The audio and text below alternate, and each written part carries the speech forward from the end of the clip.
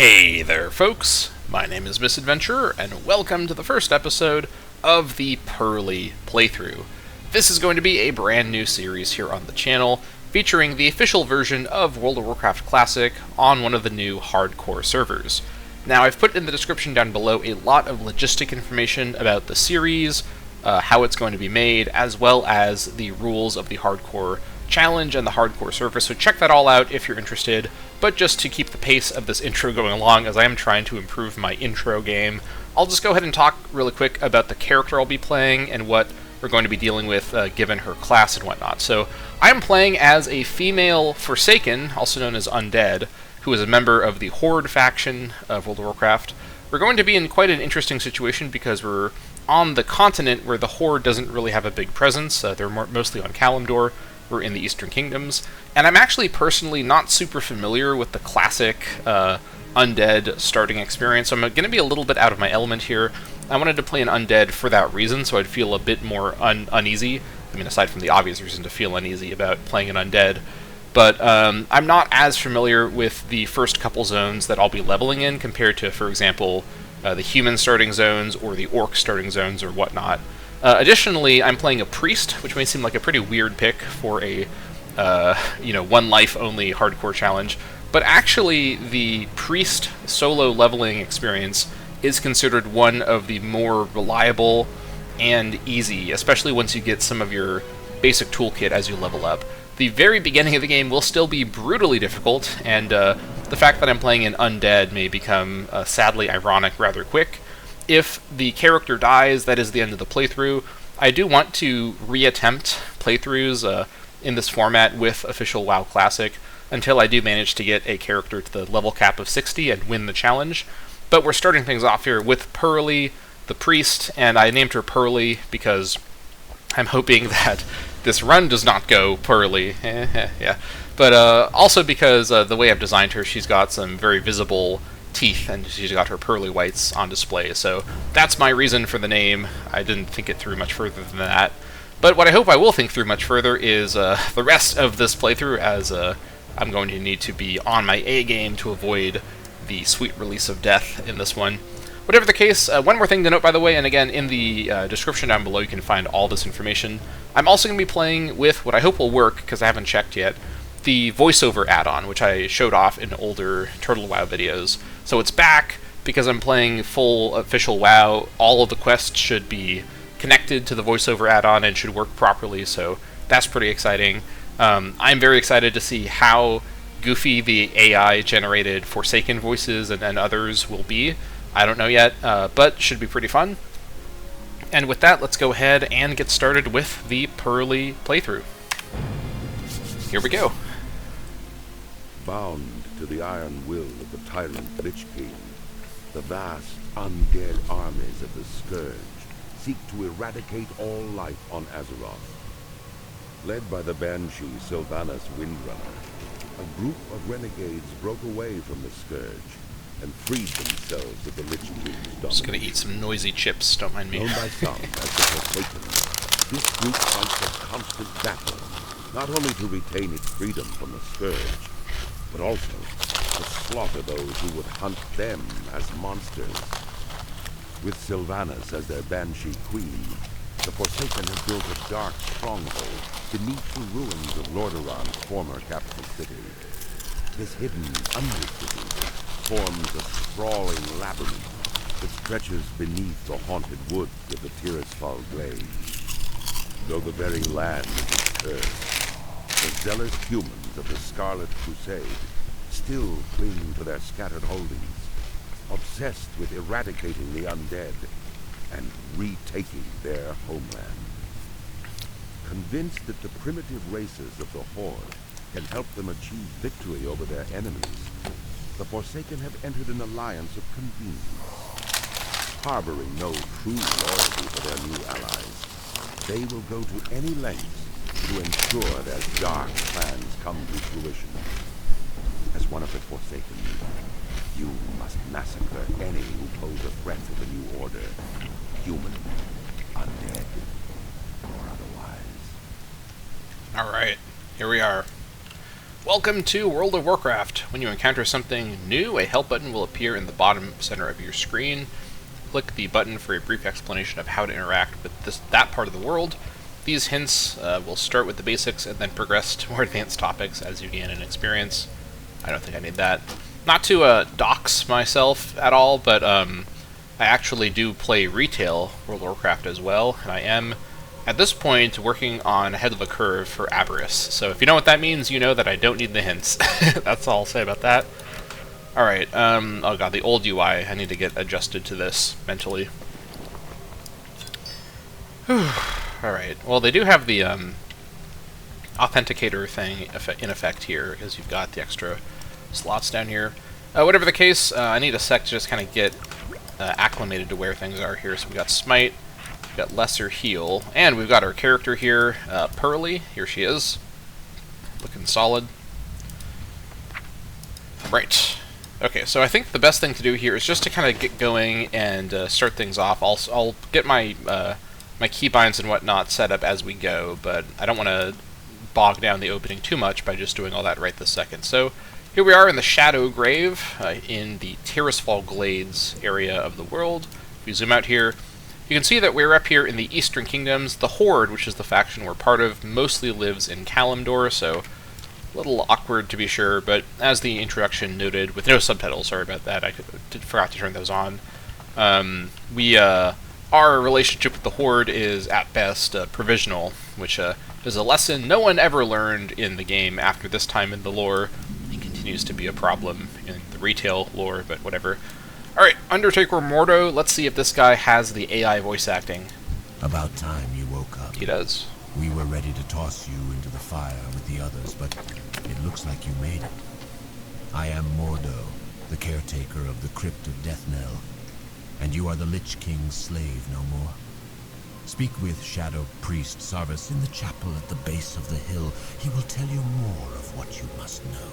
Actually, this works really well. I'm surprised at how good the AI voice thing is working with the undead voices, because they have a very kind of, like, sort of theatrical sound to them, so Watch your... yeah, surprisingly not a problem so far. We'll see if there are also... not so sure about the run animation for the female undead. Actually, there's a lot of things with the female undead animations that are just kind of strange. Their melee animations involve some questionable acrobatics, for example, but I think, in fairness, she is essentially a walking corpse, so her running kind of weird is not the worst thing going on for her. Hello. At the minute. Also, oh my gosh, do I have sticky keys on by default? All right. Well, we gotta fix this. We're gonna need to address this. Okay, everything here is wrong. So sticky targeting, turn that off. That's fine. No. No. I'm gonna say... I'm gonna say... yes. No, I'm gonna say no, and then I'll have shift be for loot. No. No. No. I'm gonna say probably not. This all looks fine. Water collision's turned off, that's right. I think this is what I want. Head bob, I guess, for what that's worth. I think I want follow terrain on. Alright, interface. Let's turn my name on, I guess. Let's see here. Let's have all NPC names, please, so I can see who I'm looking at. Turn on the critter names. Nameplates, please, yes. Minions. Everyone has their nameplates on. Overlapping is right. No tutorials, status text. Yeah, let's do both actually. I like that. Show chat bubbles, that's fine. Guild member death, yeah, this looks good. This all looks fine. Show helm and show cloak in the interface. Since I play retail, I have to remember we're in a very, very pre-transmogrify period of the game, so this is actually a thing you select on or off. I'm going to keep quest text instant off because of the voice acting. I don't want it to spoil itself, if that makes sense. Quest tracking is... yep, that's right. Sure, yeah, I do want that. It's all like buffs. Well, there's no buff limit on the server, so I don't think this is necessary. Let's see here. Zone-wide objectives. Are there zone-wide objectives in Classic WoW? I don't even know if that's the case, but I don't think that's a problem. Show the clock. That's fine. Can I set it to show? Use local time. I'd rather see what my actual local time is. To be fully honest, I don't think the server time will ever matter in any way. Show aggro percentages. Okay. I don't even know if this is an option in retail. The rare classic W on the interface side.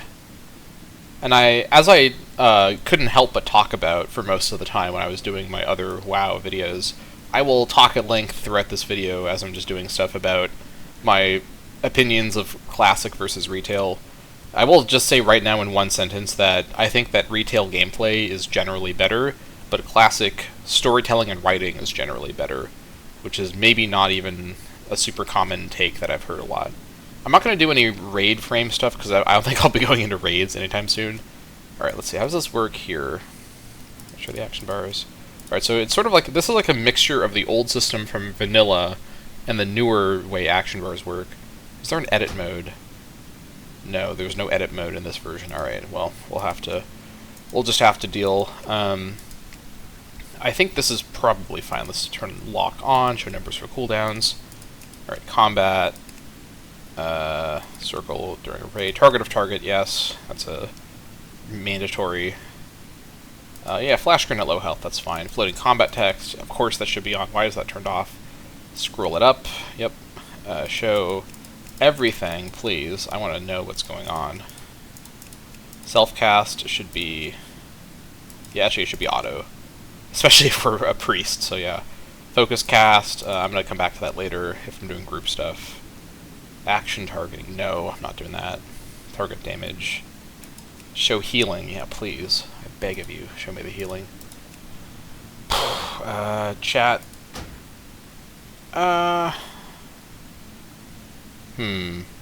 Is the chat safe? Probably. There's a lot of streamers playing the server. I think I'm going to keep chat allowed in case I group up with someone, because I'm not playing with any self-imposed rules about not grouping. And as a priest, even though solo is surprisingly doable as a priest, I'm still fundamentally a support class and not really... Like, I'm not like playing a hunter or like a warlock who has a pet and has that extra advantage. Profanity filter, I'm going to turn this off. I'm going to risk it, you know. I like to live dangerously. Guild member alert, that's fine. I'm going to block guild invites. Or chat channel invites, but I'll allow trades, that's fine. Don't dox me with my friends, don't do that either. No. This all looks fine. Alright, key bindings. I'll come back to that later. That's gonna take a long time. I think this is all looking fine. The motion sickness stuff in Classic? Really? Okay. I think that's all looks fine to me. This is not the same thing as voiceover. This is an inbuilt thing. Also, we can see voiceover isn't working. So that's actually, why did I say that? We literally talked to somebody earlier, and voiceover worked just fine. So that's fine. All right, these are my settings for Dragonflight, where the graphical requirements are like 100 trillion times higher. So I can probably have all this set to ultra when I'm here. To be fully honest, I think I will do that. May as well have the highest fidelity classic. Experience possible. I'm sure I won't have lag problems with Classic. I mean, maybe. I mean, that'd be an interesting surprise, but we can always adjust it if we do have problems. Get that disabled. Yeah, you can see I have a 4070 Ti. That's what I'm working with here. Target FPS should be 144, which is my monitor's not that high. This is my target. Actually, I don't even want to have target. I might turn off target FPS. I don't think I need that. Turn this off as well. Alright. Will my game crash? No. Yeah, things look fine. I mean, I can barely tell a difference. Classic doesn't really...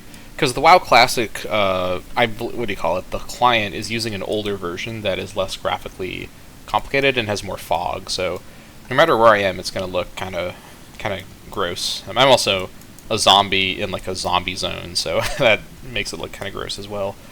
Okay, so let's see. Did I get all my options worked out? And then audio-wise, I think this all looks fine. I'll adjust this between episodes if the audio in-game ends up being too high or too low. Is there even a captions option or subtitles option? I didn't see one, actually. Or who knows. Alright, voiceover.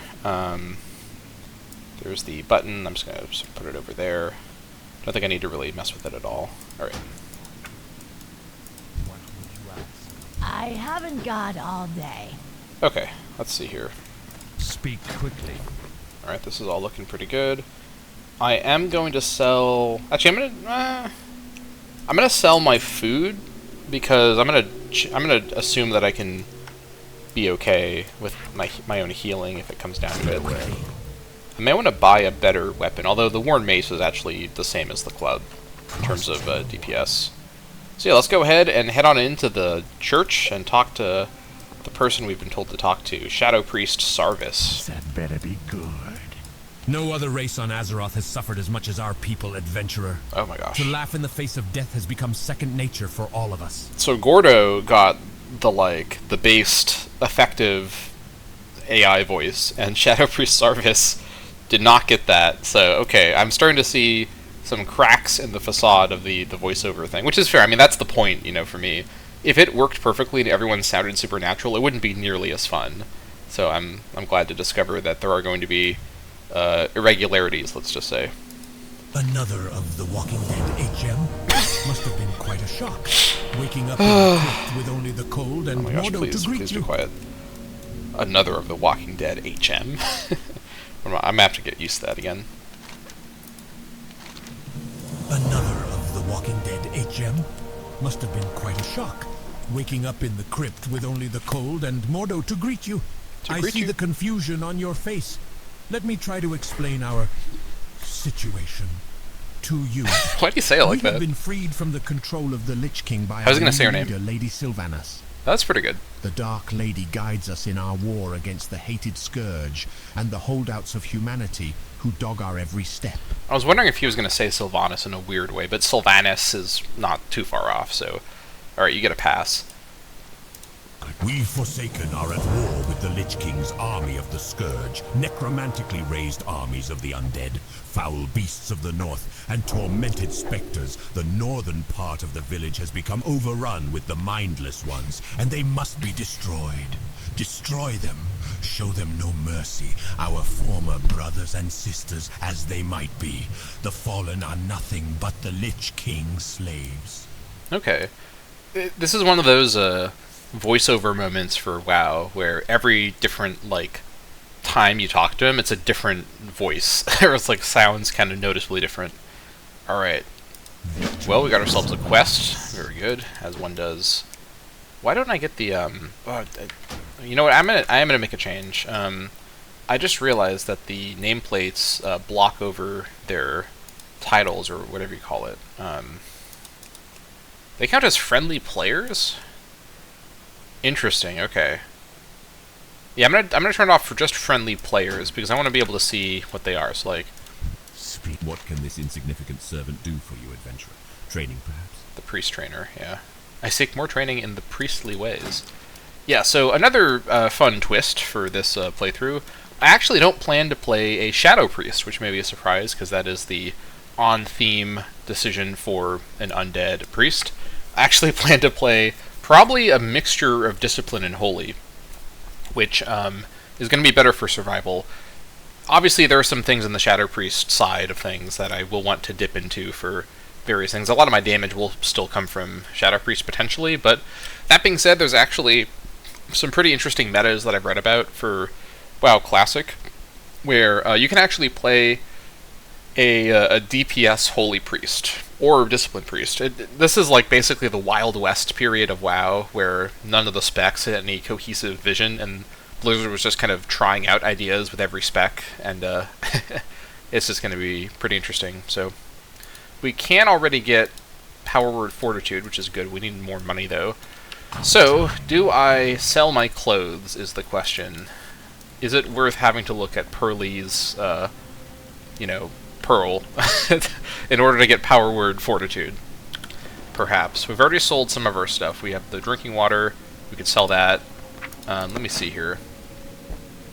And let me see what they'll take for it. I'm listening. I can't put that Oops. there. Will they... Okay, 1 for that. How about the pants? 2 for that. That would bring us to 6. That would be 8. Alright, which one will not stripper? This one won't stripper. 9. Alright, avert your eyes, everybody. Why should it look like that? Alright, put it back on. Alright, I don't care. I don't care that I'm missing out on power word fortitude. You're keeping your clothes on, lady. Yikes. Alright, much better. Especially the boots, yeah.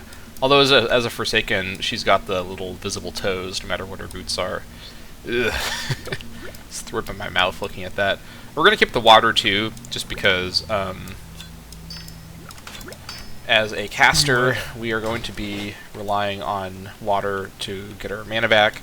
And something to note as well is, and this is just kind of part of playing on this server, and it was the same in Turtle WoW, which was, as one server, quite full.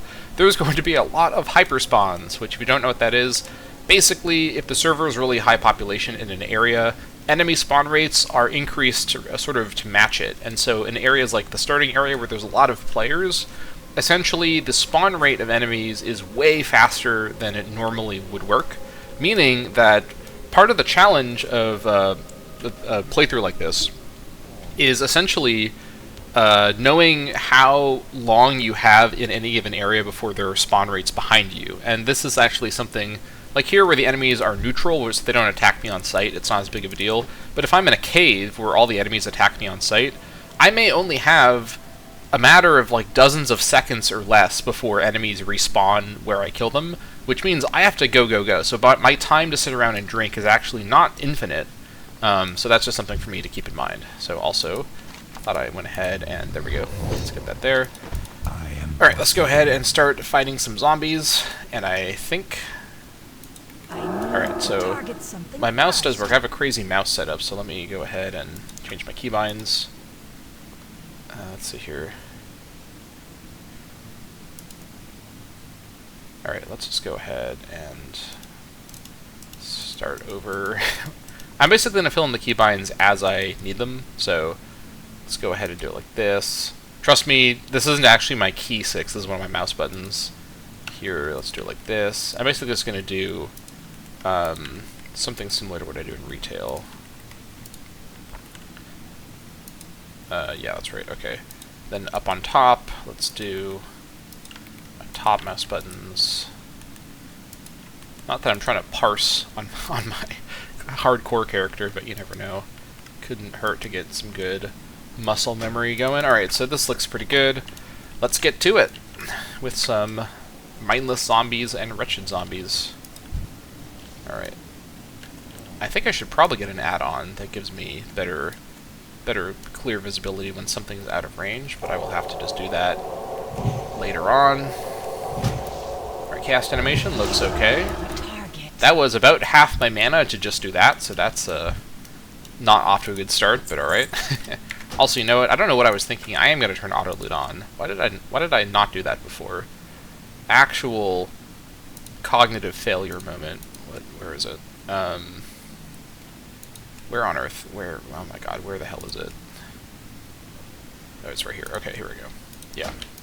I don't know what circumstance I would not want to loot. Maybe if I'm trying to avoid filling up my bag, I can just deal with that when I get to that, though. Should be okay. So, in terms of the professions and whatnot, I'm thinking herbalism alchemy. I know that's the standard for a character like this on hardcore, but it's just having mana potions I can craft for myself is so powerful, because one thing about hardcore on this official server is that the all of the trading and whatnot is allowed. The auction house is enabled and whatnot. That's just the way Blizzard's decided to go about doing it.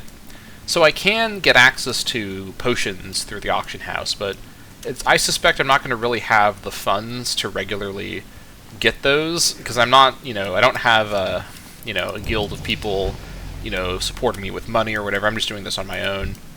So I'm sort of not sure if it's safe to not be herbalism alchemy on myself. Because the other thing, too, is that the other option I might go for is enchanting tailoring, But the problem is that I don't really want to deal with having to actually make money from enchanting, because that does involve kind of knowing. Oh no, here comes the resist experience. Alright, but I'm also going to wait now for my mana to recover, since I don't want to do it. I mean, I don't think I'm going to die at level 1, but you never know, right? I wouldn't put it past me. But here at a low level, my mana is recovering very fast. You're never going to see my mana recover this fast ever again. This is level 1 mana recovery, in effect, right there. Alright, let's back up until we're at more like max range. Also, my movement keys did transfer over from retail, because I've got a strafe on my retail character as well. And if you're curious, I play a Fury Warrior on retail, so this is going to be quite a different playstyle than that. Not only a Fury Warrior, I play an Annihilator two-hander Fury Warrior on retail, so if you know what that means, you know that I have chosen the fun path of auto attacks and rage. That's what my life is like over in retail. So, yeah, so far so good. Haven't died yet. That is a win in my book. And I haven't needed to really drink yet, just because I am, you know, patient. But so this is what this playthrough is going to mostly be like. If you find this very boring, you may want to get out of here while you have the chance, because it's not going to get a lot more complicated than this. I will eventually get, you know, more... What's this? My spine goes through the cloak. Okay, interesting. I will eventually get more spells, and there's going to be some fun theory crafting about how I build the character to be survivable, so that part's going to be pretty fun, but there is going to just be a lot of very kind of grindy, slow, gradual combat like this that's careful. So I know that I enjoy doing it, and many people, including me, with other series that other people do, I enjoy watching it as well. It's fun for me because the risk is so high. If I die, that's it, right? But I really am not going to be offended if people have seen what is in the video so far and say, you know what, this is not for me. I don't really feel like I want to spend my time watching this. But yeah, so no pressure either way. That is leather. I cannot wear that. All right, I'm gonna check in here. But yeah, I'm excited to see where this goes. All right, I don't like how little space I have, but I need a target. Oh my gosh, she sounds so mad. All right, calm down, lady. We got you a target. Just chill. Bonk. Look at the animations. Just trying her best, I guess. Can't wear that either. That's male, obviously, so let's get to it. Some close range smiting. Always good. Target. Alright. Good job, Pearly. Yeah, I don't know if this is a weird, like, kind of fan-based cross-section question, but I don't know if anybody else here is a big fan of the hip-hop YouTube reviewer, CDTV Productions, because I'm a big fan of his. And part of what I was thinking with the name is he has a meme on his, because he's Scottish, he's a meme, I think he's Scottish. He's either Northern English or Scottish. I think he's Scottish, though. But he has a meme on his channel that the way he says poorly is he says it like Pearly because of his accent. So this is also, at least in my own brain, kind of a funny reference to that. Or at least it kind of ends up being a reference to that. It wasn't intentionally like that. But yeah, I think my commentary is going Pearly to put it like that. But alright, what do we need left? 2 more mindless zombies, 1 more wretched zombie. I need to get closer. Alright, I think I will get an add-on that makes my not at close enough range thing more visible, because for safety purposes, I kind of do want to do pulls, especially later on, from basically maximum range. There's actually quite a bit of strategizing that goes into how you do pulls as a ranged character. Oh, God, the other person got it.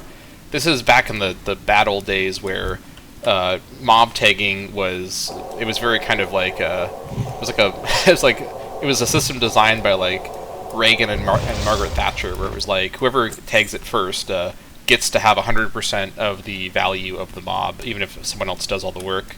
So we had anyways, that's a pretty weird reference, but yeah, like this is back in the days where there was no tag sharing unless you're in a group. So one of the reasons to group up with people in the open world was the respawns. I mean, putting aside the hyper respawns, gosh, is this guy showing off his thing? All right, whatever. Putting aside the hyper respawn point. Actually, wait a second. This is not set to strafe. What am I talking about? I'm literally just wrong about that. Let me change that because I actually do want this to be set to strafe. Yeah. Okay. It was the original thing, so I don't know why I was wrong about this. All right, strafe left is that. There we go. There we go. Okay, now it's working correctly. I thought initially it was set up right, but I was just wrong about that. But what was I saying? Yeah. So this is back before multiple people could tag the same mob if they attacked it around the same time. So, putting aside the situation of hyperspawns, many like boss monsters in the world have very long respawn timers. So you may want to be in a group just to save everyone time. Alright. I am forsaken. No other race on Azeroth has suffered as much as our people, priest. To laugh in the face of death has become second nature for all of us. It is unfortunate that the Scourge cannot be brought into the fold. Their large numbers would be useful in the battles ahead. But they will not join us, so we have no choice but to destroy them. Alright. Let's throw these gloves on. Very good. Alright, Hollowed Scroll. While you were off dealing with the mindless Scourge, the scroll arrived for you. I would think it's some matter of importance, as it seems it bears the seal of the priest trainer, Dueston. I would take some time to read it before heading out again.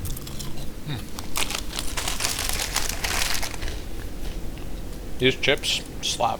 Sorry, I'm just enjoying them, you know. Rattling the rattle cages. You've shown your potential to the Forsaken under normal circumstances, adventurer. Now let's see you under pressure. The Rattlecage skeletons, more mindless minions of the Lich King, are a tougher foe than the zombies you have faced thus far. Again, thin their numbers and prove yourself to the Forsaken. Do not. When you are done, speak to me again. Alright. Let's see what this lady has to say. My duties include tending to our wounded warriors, tailoring armor and clothes, and assisting Shadow Priest Sarvis with whatever else he might need. Whoa, okay, this... From the look of it, you'll be enlisted in Hold his on. service. Can you... Shush. Alright, you know, I gotta change this. How do I... Rid of that. Hide entirely. There we go. Let me see if this fixed it.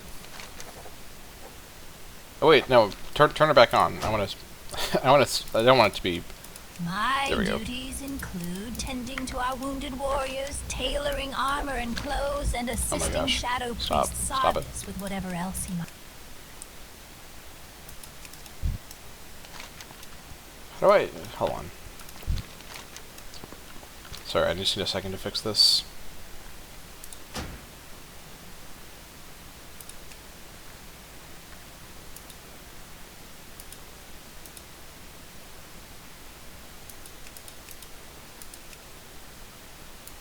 Oh, here, that's what I wanted. Alright. I'm listening. And my duties include tending to our wounded warriors, tailoring armor and Okay, clothes. that's not... How do I stop her specifically? I want to reset this.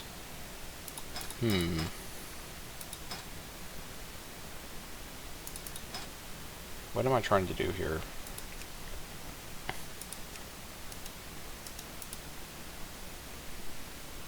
Alright, did I fix it?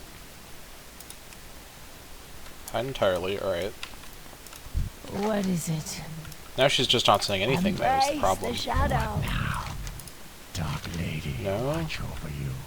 Alright.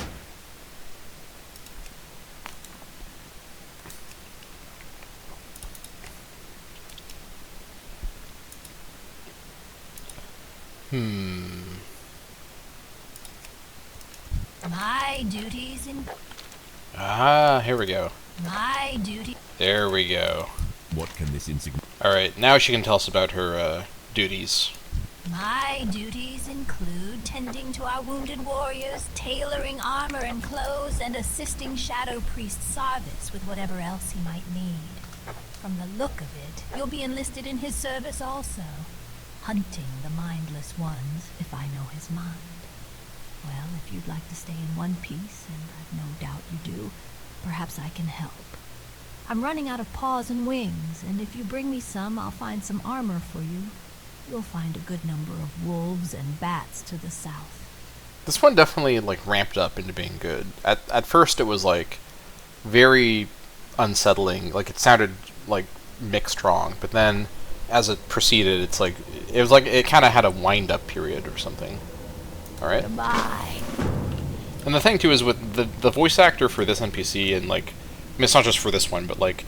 whichever female undead, like, voice performance this NPC draws from, I can hear how the way the voice is performed plays into the voice generation, if that makes sense. So, let's see what this guy has to say. What can this Actually, before I do that, let me read the scroll. Hollowed scroll. Feel blessed that your spirit was not released to the nether, Pearly. Oh, this is some old-ass WoW lore. Wow! I need a second just to process what I just read. This is some really old lore. This was changed, like, in BC. This is super... Okay, whoa.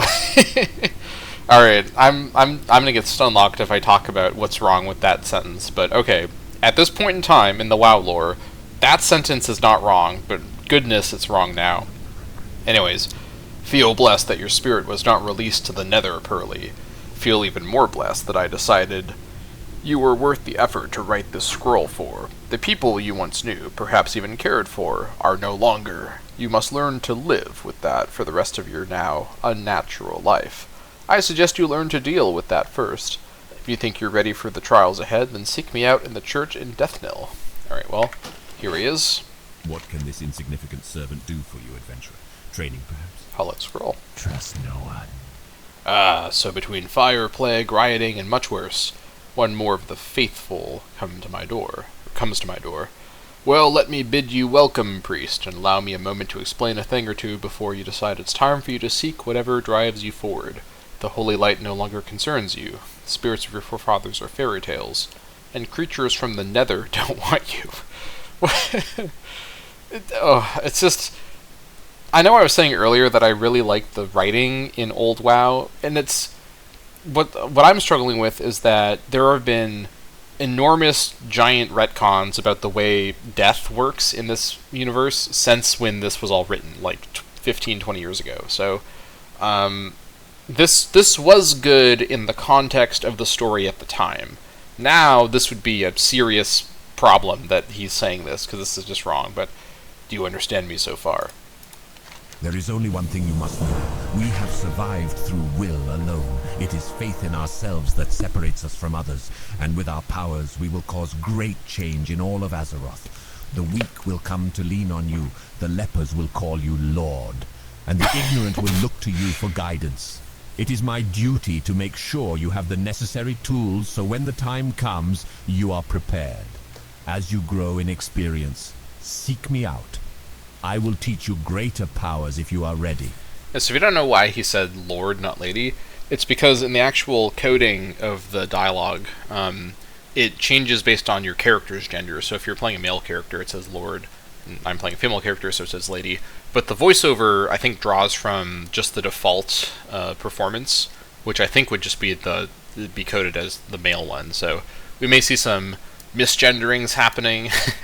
According to Twitter, the worst thing to happen to the people of Loran in the lore. Remember, patience. Alrighty. Okay, so before I try to buy Power Word Fortitude, let's sell some of this stuff we picked up, which we definitely won't need.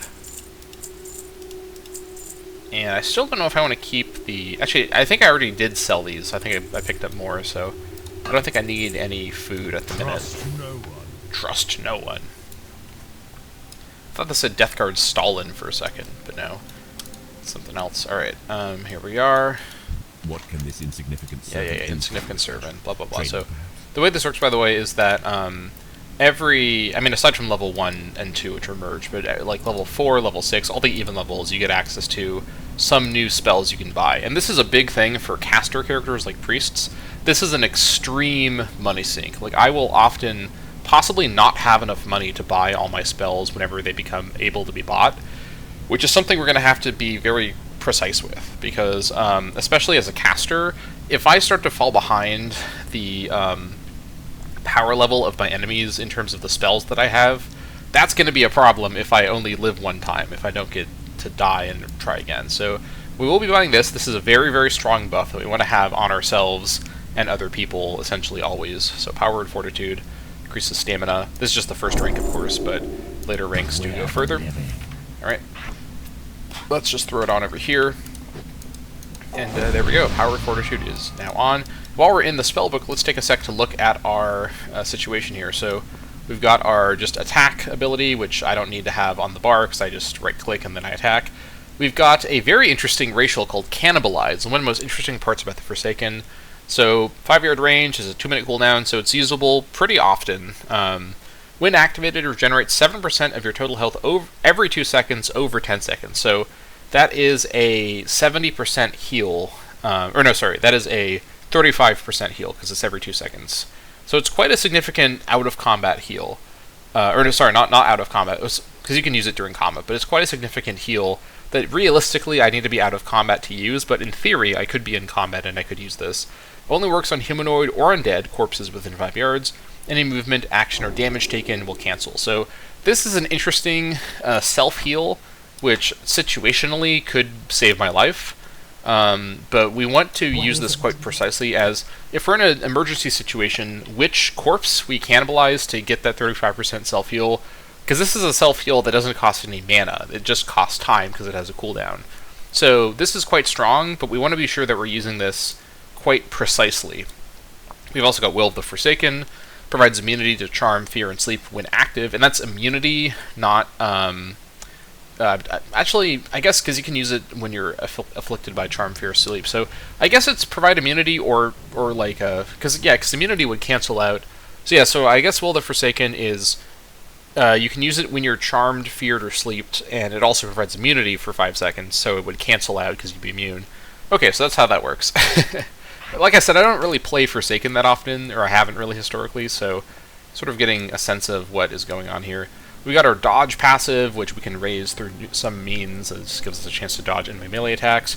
We have a racial shadow resistance of 10, so that's nice. Shadow damage is, as far as I know, not a super common kind, but compared to like fire damage, for example. But it's nice that we have this. It's a small thing. Then we have the shoot ability, which requires wands. As you might be able to guess, because if you know anything about WoW Classic and the priest meta, I am going to be getting wands as soon as I can. In fact, I may try to save money to buy a cheap wand off the auction house or from a wand vendor in Undercity, because wands are the central part of what makes Priest good at playing hardcore solo. So wand and shoot will be a big thing that we're going to be attending to. And yeah, so I'm going to... I can't use this yet, so I'm not going to put it on my bar, but I will eventually. We also, oddly enough, have 300% more breathing underwater, so... you may have noticed, or not noticed, you may have seen memes or videos of people dying in hardcore WoW from running out of breath underwater. It happens more than you may expect, and as an undead, we just have a giant sort of extra safety net because we just are able to breathe underwater way, way, way longer. Still is a danger. I don't really want to log out underwater, for example, or go AFK underwater, but this does save us from one funny and very annoying source of death that people have come across, so that's pretty good. And then, so the Discipline spec, we have the spell we just got for that. And then in the Holy spec, we've got our 2 main spells right now, Smite, which is 13 to 18 holy damage, 30-yard range, 20 mana, 1.5 second cast. And then Lesser Heal, 46 to 57 heal on the target, whether it be ourself, with no other target, we will target ourself, or a friendly target that we select around us. So that's the situation with that. Let us throw these back on the thing and get to it. So let's go ahead and look for some of these animals that we need to kill for those parts. In Classic WoW, any quest that involves gathering animal parts will probably have a 10% drop rate or some crazy stuff like that. So get comfortable with with watching this happen, because this is going to be going on for a sec here. You can see, by the way, our melee damage is really not good, so it's probably worth it just to use Smite at close range, rather than try to hit them with our mace, because we're just not going to do very much as a caster character. There we go.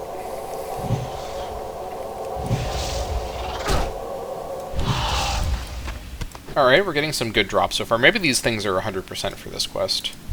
Hard to say. I'm going to chance it with a 50% pull, although we have a lot of mana regen right now, so I think we're okay.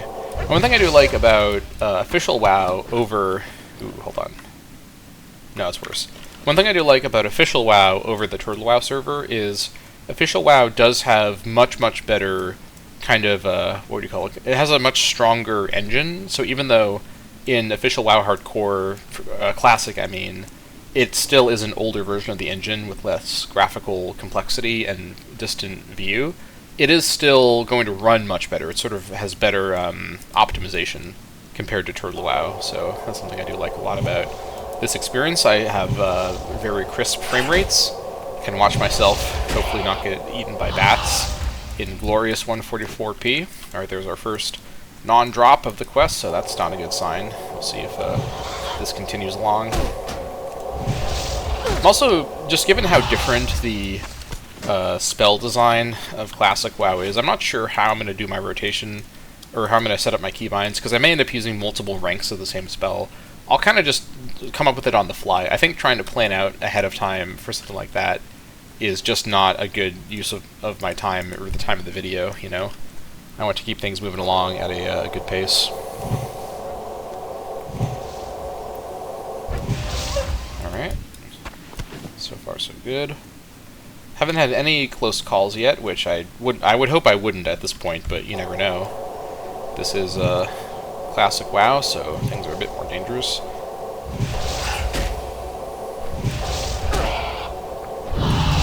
Alright, level 3, there we go. Very nice. Wait, hold on.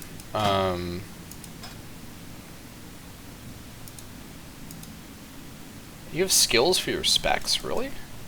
I do not remember this from Classic. Okay, sure, whatever. There are going to be things that I forgot about that were in Classic that I will be rediscovering with you as I play. This is mostly a blind playthrough. Obviously I've done some research on how priests are sort of played in Classic, but I haven't done any research about tough quests or bad spawn areas for Forsaken and the Forsaken areas. So I may be genuinely blindsided by a dangerous area. I mean, I kind of loosely remember from playing Undead 15 years ago on actual vanilla WoW, because I first played WoW during Burning Crusade. So back in that time, anything before Cataclysm, it would have been the same content anyways at the start. But I remember playing this stuff 15 years ago or whatever before Cata, and I remember the Mills area was kind of dangerous when you go in the crypt there. So I'll keep my eye out for that. But aside from that, I don't actually remember.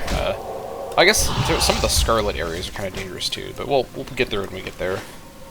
No need to. Actually, I have all the Dusk Batwings I need, so I've been not killing them efficiently. So let's find some more wolves to kill instead. Let's head this way. You can see, by the way, the view distance is very low. And I'll show you. I don't think I can increase it at all, even though my graphics card could certainly handle it. Is it something that can even be increased? I don't think so. I think in Classic it's just set to low to simulate how the older version of the game had worse view distance. Yeah, fairly sure that's that, really. Alright, that's fine. I'm not playing Classic WoW to be blown away by graphics. That is not the point of Classic WoW in any sense. Alright. And honestly, even if I killed a couple bats more than I needed, the actual quests in the game won't be enough to get me to 60. There is going to be some grinding. It's kind of unavoidable.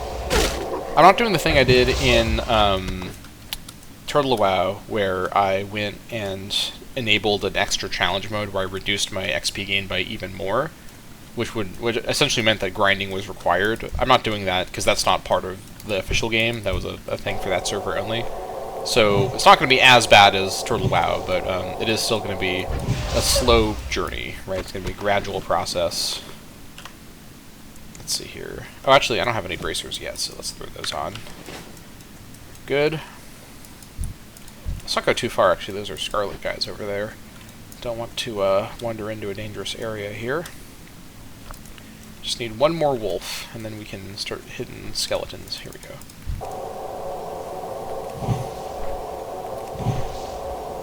Alright. Oh, I guess that wolf had nothing for me. Alright, let's find another wolf. I see one over here. Off she goes, and let's get into range. There we go. Yeah, I think between episodes I will download an add-on. I had one that worked for Total WoW, which I'm sure would work for regular WoW as well. That makes your what do you say? It makes your out of range spells that are out of range. It turns them like dark red on the UI, so it's way easier to tell that it's you're out of range. So I think that's gonna be good for a ranged class like what I'm playing. The danger zone here. Alright, so let's let our mana recover.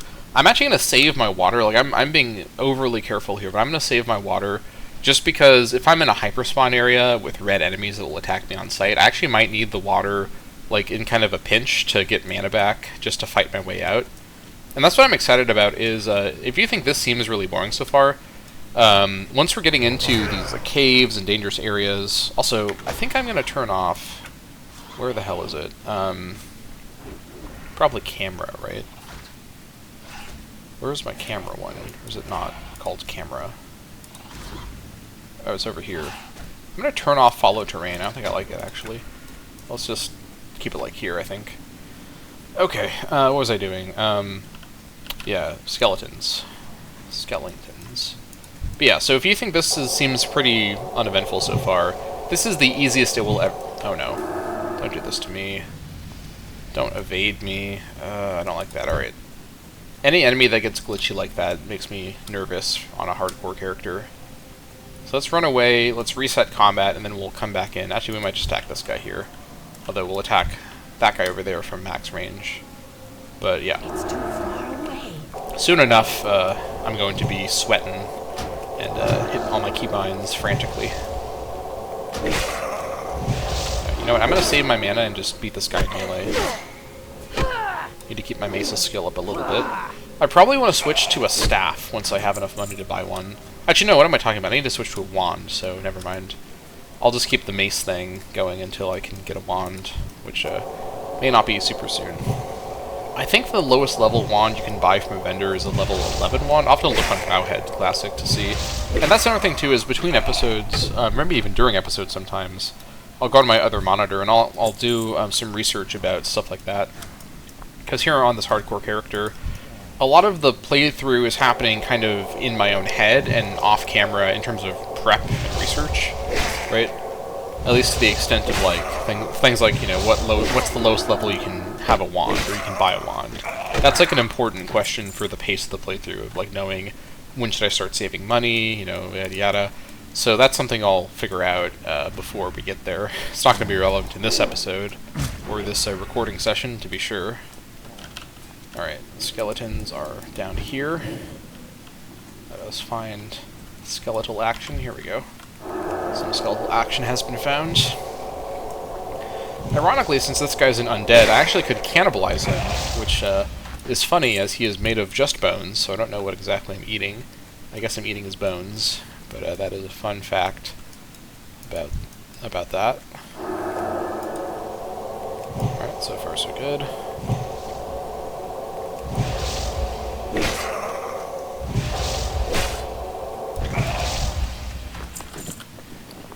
Ooh, that is an upgrade. Throw that on. I think we can push until 0 room and then go back and sell. I think we're fine so far.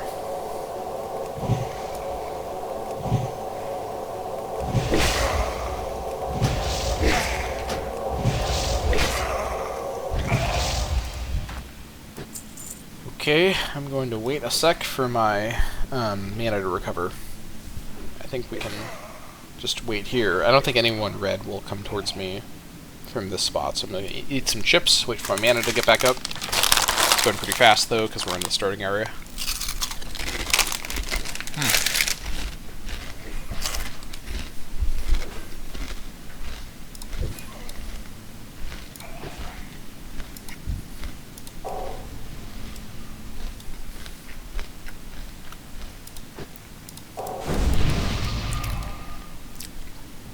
Alright.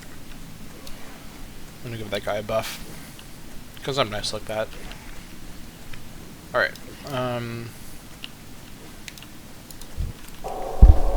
we're close enough. Back to it.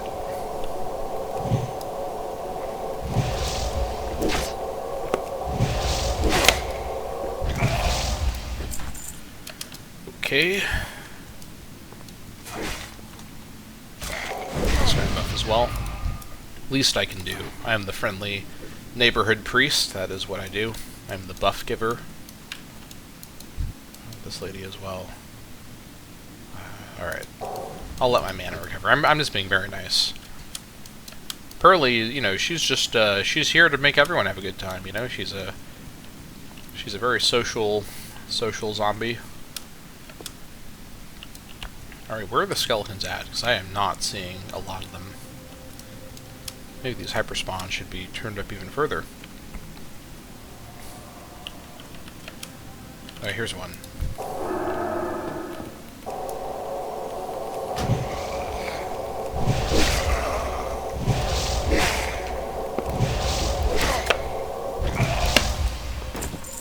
Okay. That's what I have already. Yeah, that's probably fine. Alright, resist, not great. Don't love resists, but they're gonna happen now and then. So I just gotta roll with it. Alright, now we wait for our mana, because we do not want to pull with only 14%.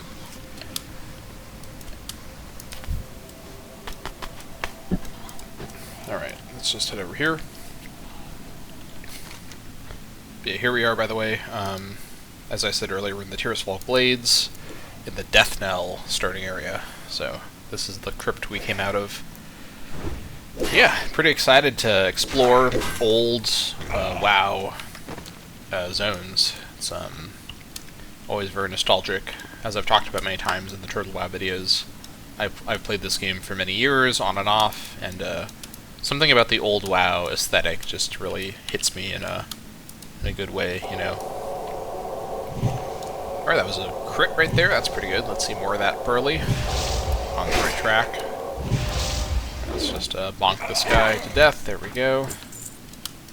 Let's find some more skeletons to kill as well. Here we go.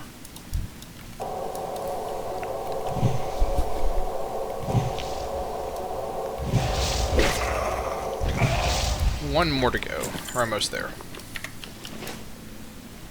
Anybody? Any skeletons? There we go. There you are. It's hiding out here. Hiding from me. Won't be able to hide for long. Pearly is the skeleton locator.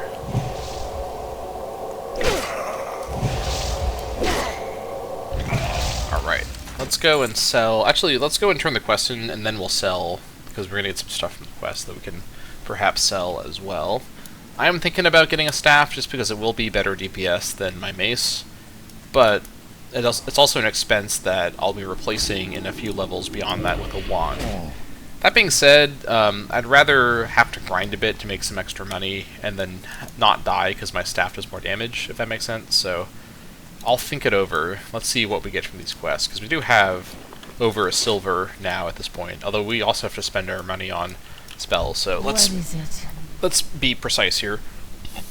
Do try your best to keep yourself unharmed until I get you some armor. Thank you, adventurer. This armor should help you out. Hopefully, it should do you more good than the last one to wear it. Alright. It's the same, but I may as well just upgrade to the white. My friend, Marla Phipps, lived with her husband Samuel before the plague, but when the plague came, Samuel succumbed and joined the Scourge's ranks. Marla was spared and on death only to die at the hands of her now mindless husband. So strong was her love, however, that her last dying wish was to be buried with her beloved Samuel.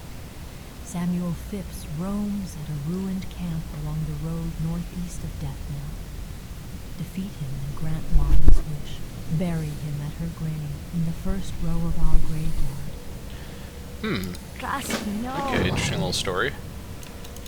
No other race on Azeroth has suffered. I am finished with you, adventurer. You have shown yourself to be worthy of the freedom that you have been given.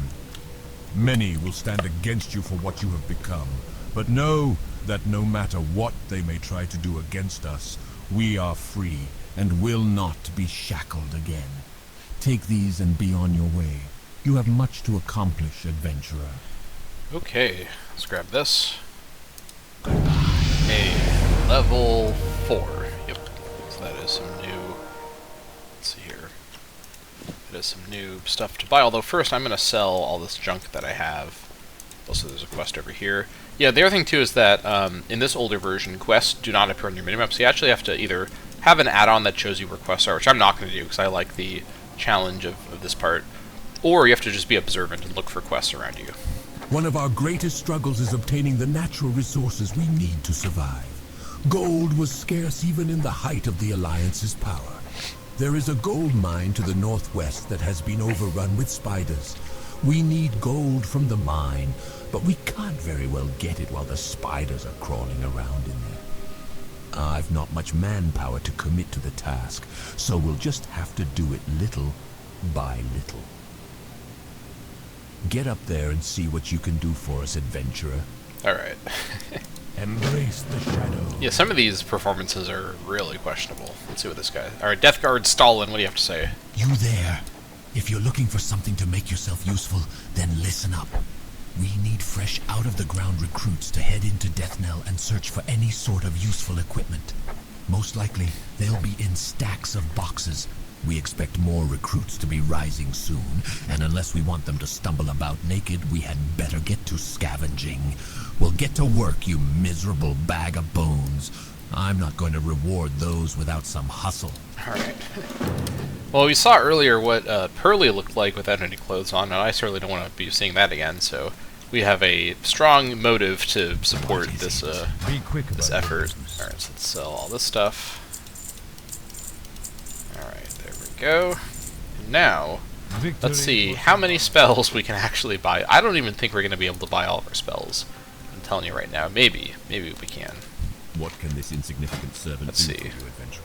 Training. We actually can, although just barely. So Shadow Word Pain is going to be an important part of our rotation for damage. 25 mana at its lowest rank here. 30 shadow damage over 18 seconds, which is a very, very long damage over time spell that causes, overall, not a lot more damage than our main spammable smite, but it does add up over time, so definitely worth to get that. And then, Lesser Heal rank 2, so this is the next rank up of this.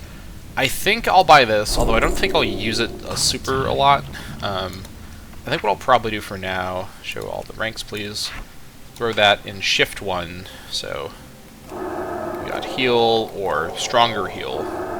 And then over in here, let's throw this in probably here.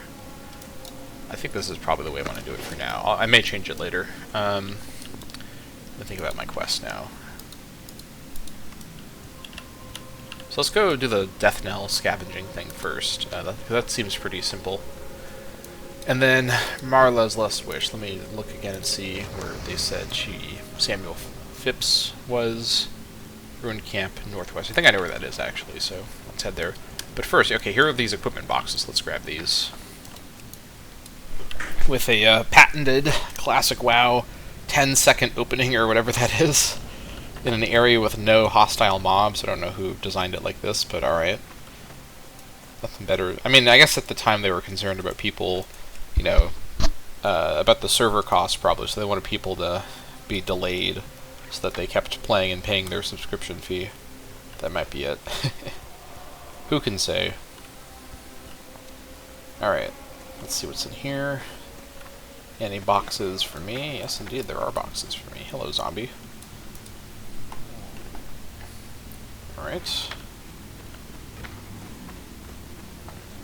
Alright, we had a zombie on the boxes. Alright. Oh, he walked away. I was hoping to see if he'd stay standing up there. Even in retail, that does happen, where if an NPC... Like, for example, if you stand on top of a, like an ore node, and then you mine it, actually, you stay standing in the air. Like, the game doesn't force you to land on the ground, so it's kind of fun to do that. So I bet you that in Classic WoW, the NPC would be floating up there if you picked it up from under them. What did this quest reward me with, by the way? Scavenging Death Knell. 6 armor from that, so that's actually worth it. So let's definitely get this done and then go back and turn it in, and then go back over and find Samuel. we go. So far, so good. No, not even close calls yet. No calls yet, even. But I suspect that my my comfortable days of no fear of death may be not long for this world. Basically, I may start to have some problems. This better be good. Have you managed to scavenge up some useful items for us? There is no shame in reusing that which has been tossed aside.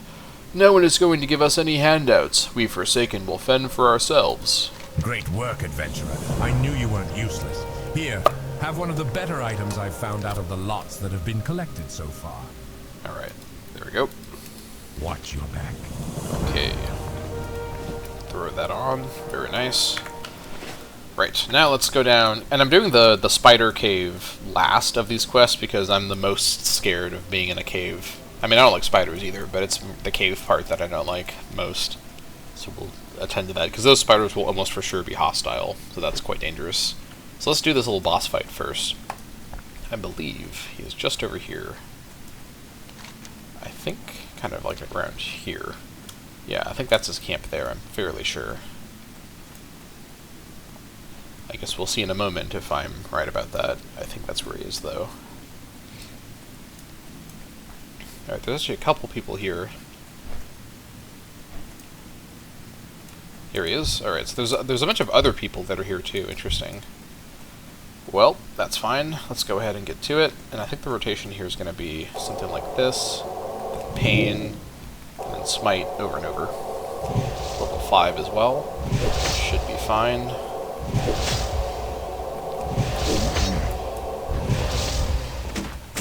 And I wonder if these guys drop anything. They are lower level, so I'm tempted to kill them just to see. I think I may wait a sec to have enough mana. That is probably enough for this guy. Resist my Shadow or Pain. Let's try that again. There we go. I'm just curious to see if these guys drop something. I don't, or they may just be some like flavor NPCs, which is something WoW actually did quite a bit in Classic or in Vanilla. So actually, kind of a cool detail that there are some named undead just kind of hanging around here. Let's go ahead and get this guy as well. Yeah, look at these spawn rates, by the way. If these guys were all hostile, I'd be in serious danger standing around here. Let's kill this last guy just to see if there's any reason why he's here. Okay, that was a low mana pull, but I think we're going to be okay. He didn't resist my Shadow of Pain, so as long as we just don't get crit 5 times in a row, not in any danger. Well, he did drop some stuff we can sell, so not the worst thing. Alright, so we have to go to her grave, which let's read where that is. The first row of the graveyard. Okay, so let's head back to the graveyard and find her grave. I actually like the little story of that quest quite a bit, because it like captures the vibe of the Forsaken really well, where it's like this very desolate, very kind of hopeless existence, you know, and it's like they're free from the scourge based on just them having such willpower that they broke free. I mean, it helped that, you know, the events of the Frozen Throne and like Arthas being weakened, so that was a contributing factor to say the least. But the Forsaken at least can feel as though their willpower was why they broke free and were able to retain their sense of self compared to just becoming mindless abominations like a lot of the Scourge did. So I think this is the graveyard that they're talking about, right? The first row of the graveyard. Let me see again. The first row.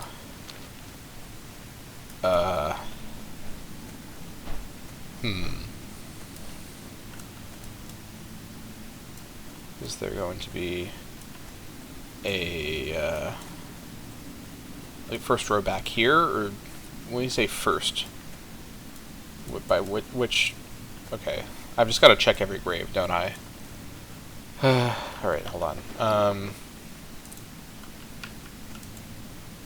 I'm out of range. Oh my gosh. The way she says that. I bet you the grave has a marker on it, because you can probably select. Alright, maybe down here? Which one of these is the grave? Is it over here? It's too far away. Okay, not there. Is there a different graveyard in this town than this one?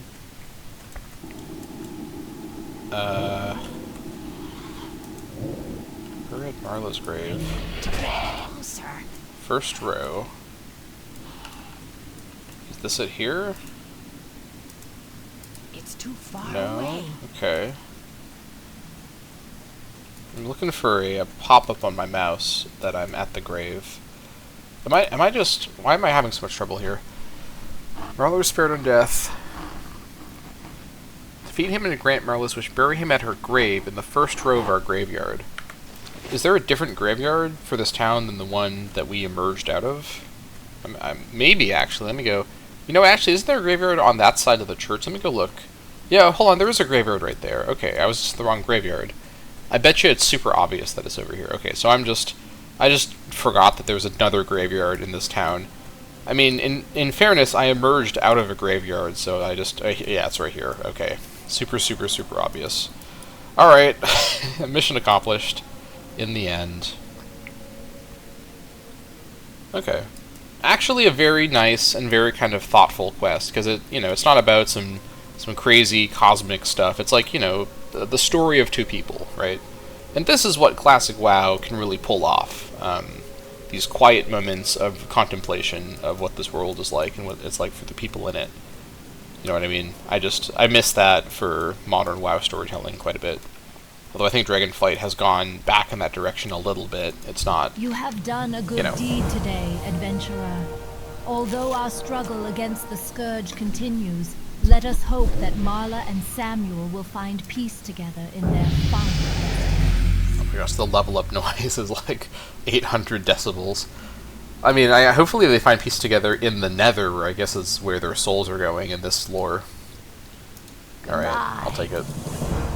Okay, so now that we've done that, we have a bit more we can sell. And then, I think we go into the spider cave. Although first I'm going to see if I can buy some more water, because I am concerned about hyperspawns in there. I do not want to be caught off guard. So I can buy more water. I can buy plenty more water, so that's good. Before we do that, anything I really want. I kind of want to buy... Actually, I don't have enough money to buy the cloth armor. Yikes. That's a bad... That's not good. That's a bad sign. Alright, anything up here? No, but it's WoW Classic, so you may as well check everywhere, Alright, so I think what we do now is, just out of an abundance of caution, I'm going to buy 5 more water. This should be enough. Just so... And it's not even about sitting and drinking water for the entire time. It's if I need a couple seconds of increased mana regen just to survive spider spawns, I need that water to be available to me, right? So, I'm going to move the water closer to my thing there, so... Let's give ourselves power with fortitude, make sure that we're going the right direction. Northwest, okay, I think it's over here. Okay, here we go, we can do this, Also, numlock is still auto run, so that's good. In fact, I can see it on the minimap as well. Very good. Alright, there's some dead spiders. Alright, level 2, that's not so bad. Man. Not excited about this, but it is what it is. Wait a minute, these guys are not red. Okay, maybe the guys in the cave are red. Oh, I bet you it's going to be one of these like old quests where it's like you have to kill a bunch on inside and outside, and then you have to kill a boss on the inside, so you have to go back in. So let's start by just safely killing these guys on the exterior. Come on. There we go.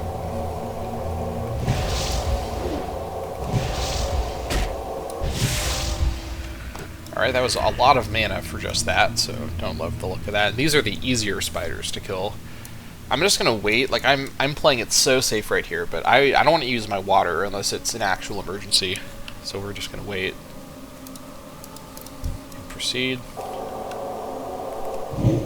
Alright, good. Oh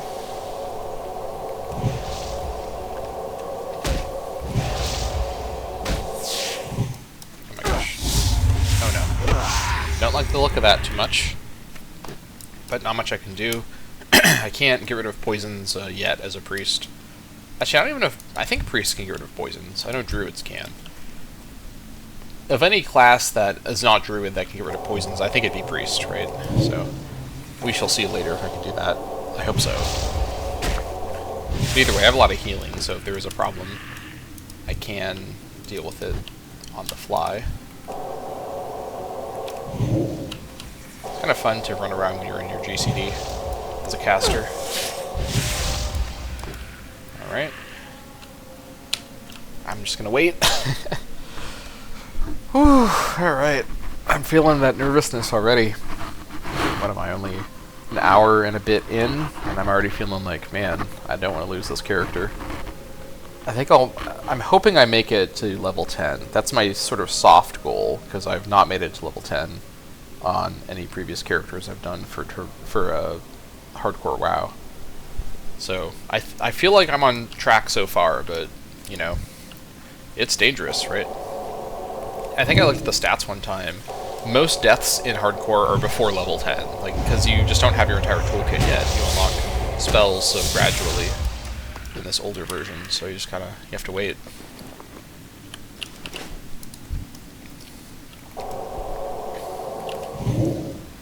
I can use the GCD of my power, or my shadow word to back up a bit and more time not being in melee. That's some pro gamer strats right there. Very good. Alright, here we go. Let's actually, I'm not going to do that poll. 30% poll would be greedy. That would be really greedy. I'm going to wait. I keep trying to heroic leap because I'm used to playing my warrior in retail. I don't get to do heroic leap as a priest in classic. It's not allowed. I need to get that out of my head. Alright.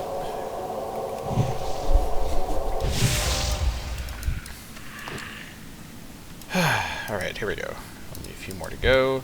70-ish% should be okay, I think, for this guy. And it's not so much about this guy presenting a danger all on his own, it's more like the habit I want to build for myself when I take pulls. Like a 34% is a risky pull, so I'm not going to do it. I'm going to wait. I'm going to wait. There's no rush. And honestly, once I get over level 10, because under level 10 you have a much faster mana recovery. Like, for example, my mana recovery right now is extremely fast compared to what I will normally see above level 10. So I'm also saving up water for post-level 10, to be fully honest. Although at that point I may need to buy new kinds of water, so it's not the worst thing to stock up on preemptively just in case and not end up using. I'd rather waste a little bit of money to get the water and not need it than the other way around and need the water and not have it, right?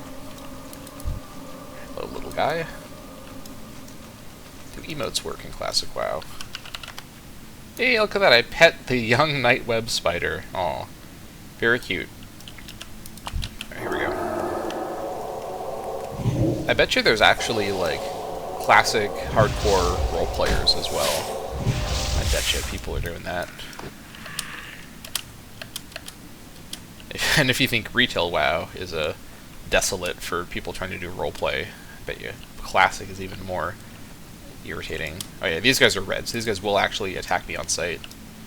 As a frequent, I kind of bounce between WoW and Elder Scrolls Online.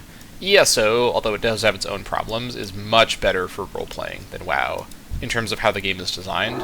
Obviously, it's not like objectively a better experience for role-playing, because role-play is very subjective to your experience, but like, if you want a game that really seems built for people to do roleplay in it, ESO is probably a better bet than WoW under most circumstances. That was not the smartest pull I've ever done. Why did I pull this guy at 40% mana? Alright, let's not be doing that, please, my dude. Let's give it a sec. I'm a bit nervous about hyperspawns, but I'm going to venture a little bit into this cave just to see what it's like. I don't like what it's like. I'm going to back out of this cave. I'm not going to walk in here with this low of mana. I don't know if I get a quest to go in there again to kill some boss spider. Probably I do. So I'm going to just not venture in until I have to for the quest. And I could always just decide to not do a quest. I'm allowed to just skip quests and proceed onward. But I kind of want to do all the quests that I can. That I realistically can. Obviously, some like dungeon quests I may have to decide to do in very particular ways. Alright, I'm gonna clear out this Yeah, I'm gonna clear out. Actually, there's 2 in there. I'm gonna go for this guy here. Keep an eye behind me. There we go. That was resisted, I guess. That's not good. I think my first attack also was resisted too. So off to a bad start with this pull. Eyes open for hyper spawns. At least these guys do not run at low health. So I'm gonna move a little bit further. I'm gonna drink here just to be safe. Because now we're in the danger zone.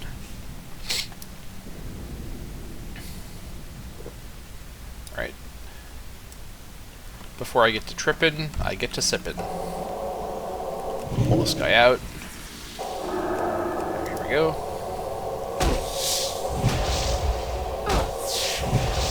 I really need I also need an add-on that gives me better nameplates that show cooldowns for my dots, because not seeing my dot cooldown without a mouse over is not gonna fly with me.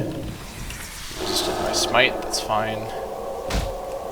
Alright. The other issue with hyperspawns is that when they spawn in Classic, there's no grace period before their aggro turns on, so they can just aggro you immediately, which is obviously a little dangerous. So at this point, I'm gonna back out of here and just fight respawns in the front area, because I don't okay. Like, I don't really want to go much further in. I'm nervous about getting overwhelmed by spiders, so no thank you. Lots of warlocks. Oh, this is someone else's. I was about to say, this guy have 2 imps? Like, what the hell? This guy's somebody else. Alright, you know what? Fine, I'm gonna go in. The spawns are a bit slower right now in here, so maybe Blizzard toned down the cave spawn slightly or something. I'm just gonna venture in here and kind of see what's in here. I can always hearth out if I really need to. In fact, I'm gonna see if there's a boss corpse up here. I don't see one. Maybe there isn't a boss up here. Alright, the eye's behind. I think we're okay. Actually, zoom in a little bit for better camera control. Alright, 40%. This is where I think the boss would be, but I don't see one back here. 60%. Oh yeah, look at that spawn right behind me. That's really dangerous. I need to move in here. That spawn behind me appeared when I wasn't looking. Actual dangerous move there. Alright, okay, yeah, the spawns are happening behind me now. Okay, we're in a precarious situation here. I am going to... Okay, here's what I'm going to do. I'm going to drink water right now, because I needed to wait until the damage ticks were done so that the water wouldn't be interrupted. I'm going to drink water, get to 100, kill this guy, and then go into his hyperspawn area, where I'll be protected from hyperspawns for just a second. Because he'll... Yeah, that guy just respawned there as well. So now we're in the situation, as they say. Also, I don't think my dot applied. Not ideal, but that's fine. Proceed further. We're going to hearth out.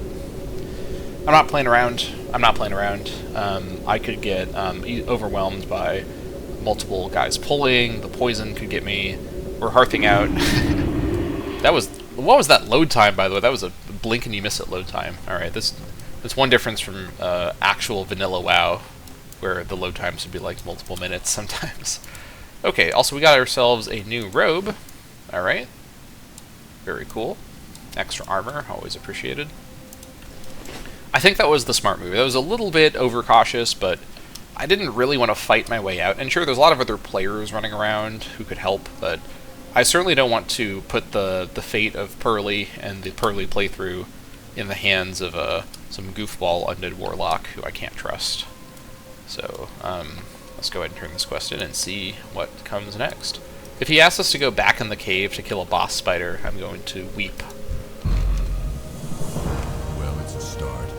It'll take a few weeks or months to fully clean out the infestation. After that, we'll have to get down there with some torches to burn away the webbing. You've done your duty well, adventurer. I'm sure I can find something else for you to do. Okay, doesn't sound like there's a boss spider. You will be happy to know we appear to be making progress in the mine, thanks in no small part to your efforts. We can now turn our eyes to other concerns. My scouts have reported that a detachment of the Scarlet Crusade is setting up a camp southeast of here. The Scarlet Crusade is a despicable organization that hunts us, and they will not rest until every undead, Lich King's scourge or no, is destroyed. We must strike first. Be careful. Their unholy zeal makes them dangerous adversaries. Alright, 12 scarlet armbands. Interesting. Okay, I could get that. Also, 5 water from that is actually almost the better thing. Okay, so we're no longer going in the spider caves. That's good to hear. That is an upgrade, so let's throw this on. Alright. Looking, we're looking. I'm just gonna leave it at that. So, neophyte shirt. I could have the corpse cleavage on display. You know what? I do want the 1 copper, and I think it's worth having to look at that for potentially being safe, thanks to having more money to buy things that I need. I'm going to save all my money for my level 6 spells. I'm not even kidding. I don't even think I'll have enough money for the level 6 spells. In early levels, when getting the spells matters the most, because you're getting new spells, not just new ranks of current spells. So something to... What am I getting stamina? Oh yeah, for my fortitude. I was about to say, do I have something that's enchanted? That would be a surprise. Okay, I think things are looking solid here. 1 silver, 47. And let's go kill some Scarlet Crusaders. Although these guys are dangerous, I'm less scared because they're not in a cave. Like, I can't stress enough how much more dangerous being inside of an enclosed area is. And also, in, of course, Classic, Hearthstone is a 60-minute cooldown, so we need to play carefully while this is on cooldown. But I think out here in the open world where the Scarlet people are, shouldn't be quite as dangerous, although these guys are red. And they're, like levels 3 and 4, I think. Alright, here we go. Let's get to it. Oh my gosh.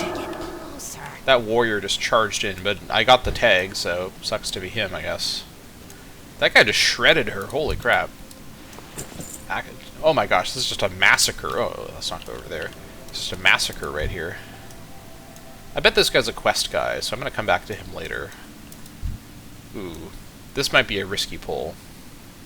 You know, I'm not going to stand right here because there's hyper spawns right in this one spot, so let's back it up slightly and not be in the midst of the hyper spawns.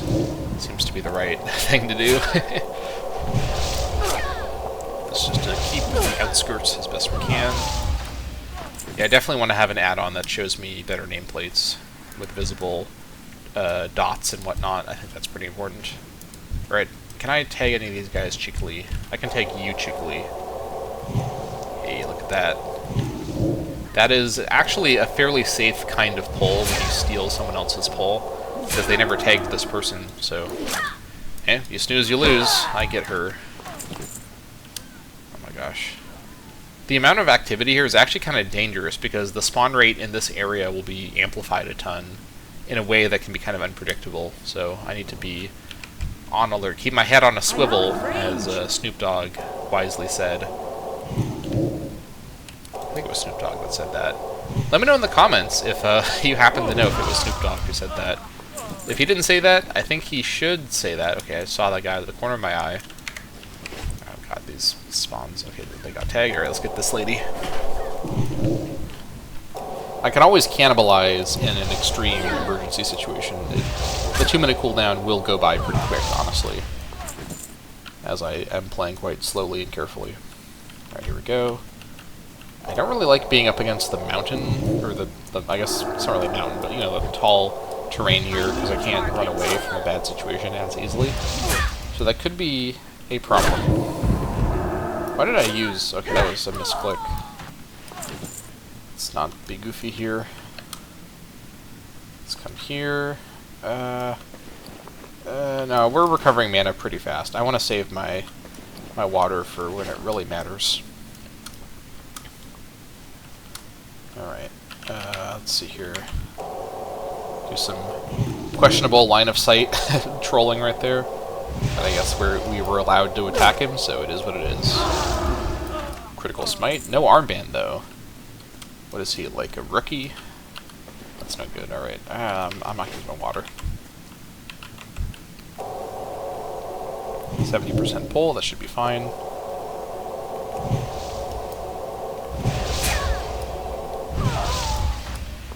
Okay. So far, so good. I am going to drink my water right now, actually. Here, there's hyper spawns all around me. fine.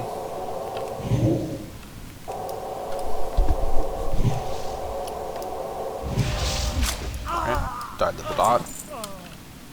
Let's get this guy behind me. Back up on GCD, and then do this. Oh my gosh. Don't spawn directly next to me, please, lady. He sings. Alright, I'm just gonna drink. I'm just gonna use my water. I'm being too careful here.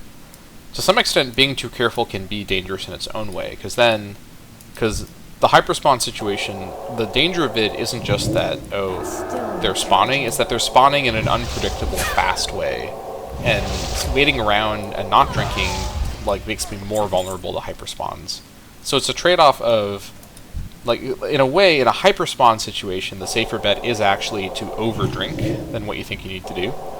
And just risk it that you're going to run out of water while you're in the area. I can leave this area fairly easily if I run out of water and I need more water. But I think trying to save my water for future situations when I will eventually need to just buy higher quality water once I keep leveling, like, at the end of the day, I have to think both in the short term and the long term, you know? Alright, any other... This should be okay, this pull here. Oh, she's a caster? Okay, I don't like that so much. I think this is fine, though. Okay, oh! That fucking warlock just saved my life. I mean, that would have probably been fine, but that was a very lucky intervention from that warlock right there. Because that Scarlet Convert could have actually blocked, or he could have, like, knocked back my spells over and over. And I might have actually been, based on RNG, not been able to get heal off. All sorts of things could have gone wrong there, so that was actually quite a nice development. So, yeah, that pull that I made there was actually not the smartest one. The one that I made with the tents. But that guy coming in did make it work out fine. But that was probably a little riskier than what I should be doing. And it's not so much that, like, the enemies right now are really hard, it's that I'm really weak. My power level is way lower by comparison. Enemies in this game, in Classic, feel like they get steadily more difficult, but your power, like, level raises dramatically as you gain access to different spells and whatnot, so... Oh my gosh, that actually... Hold on, I want to repay the kindness. There we go. That actually made me jump out of my seat, like, I'm not gonna lie. I was startled by the noise of that. I was like, oh! Like, I was like, waving my thing around. So, yeah. That's the hardcore, like, mindset. You're just, like, kind of on edge, you know? Hold on. Yeah, there we go. It's nice for me to give all these guys powered fortitude. Least I can do for my fellow Forsaken friendos. You as well. Since I'm going to be in town for a sec, I can let my mana recover.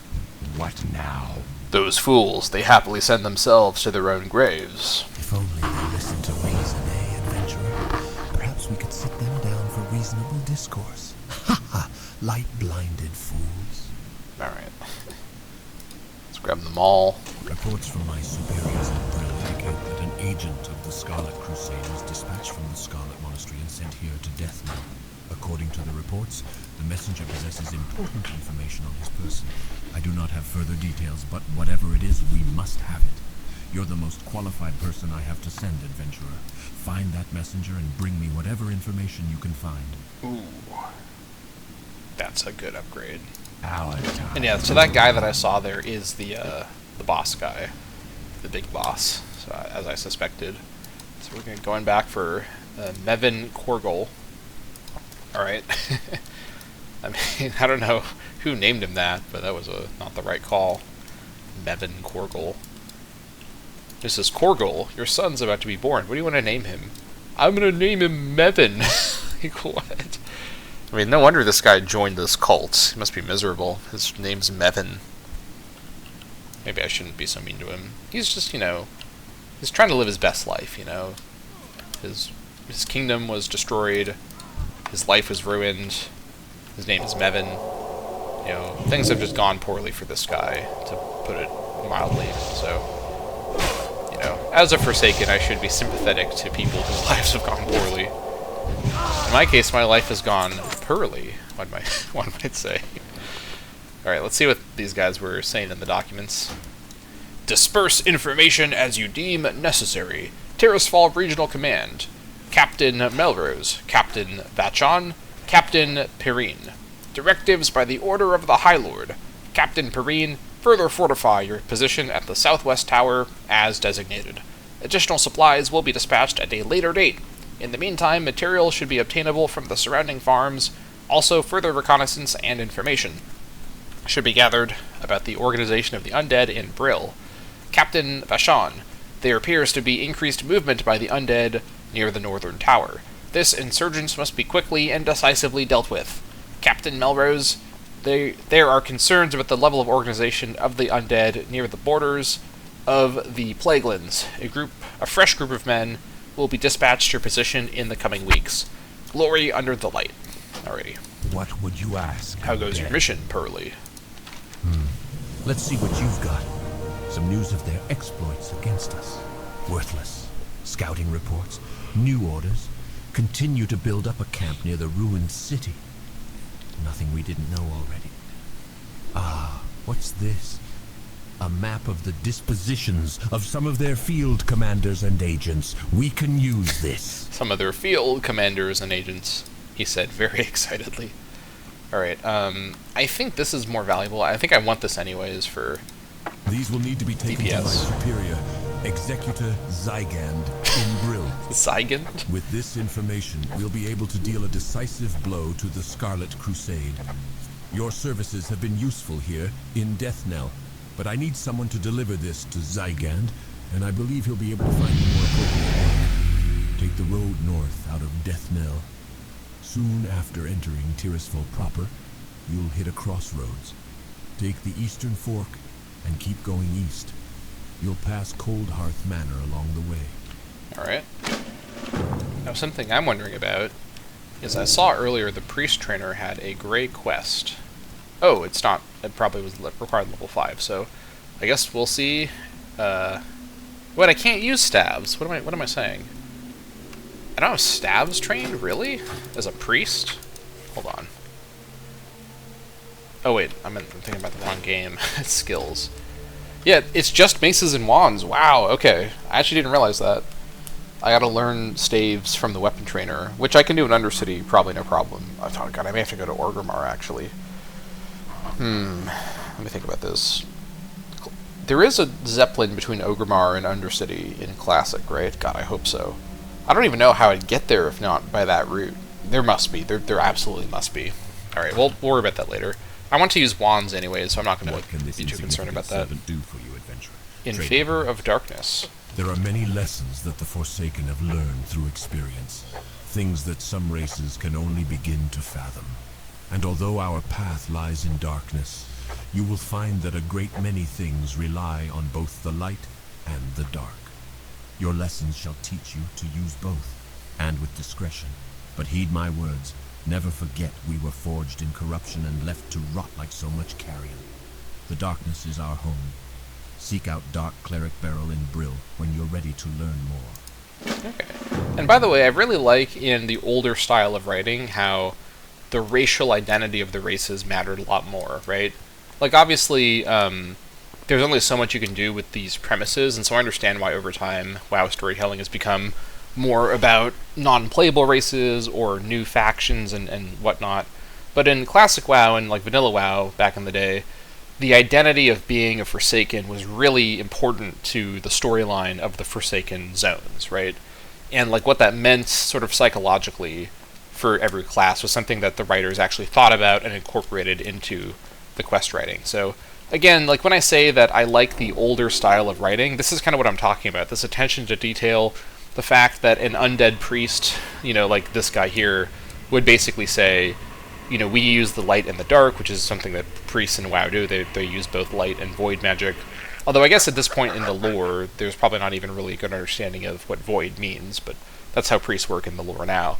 But also this idea that, like, as undead, we're these creations of, like, dark magic, and our relationship with darkness is really essential to who we are. So it's like an interesting thing that like a troll priest trainer, because like trolls in this game can be priests as well, they wouldn't necessarily say something like that. They talk about something different.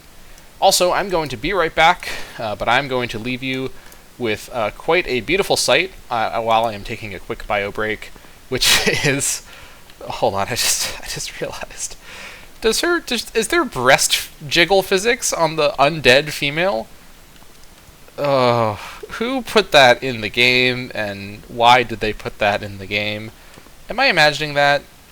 I mean, don't ask me why I was looking there, but I think there's a very slight, like animation breast jiggle.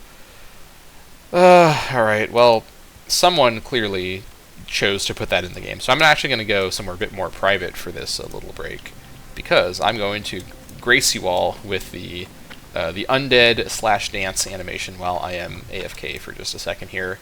So, brace yourselves for this sight, and if anyone comes to me while I am AFK, they're going to have to just wonder what's going on here. Alright, I will be right back.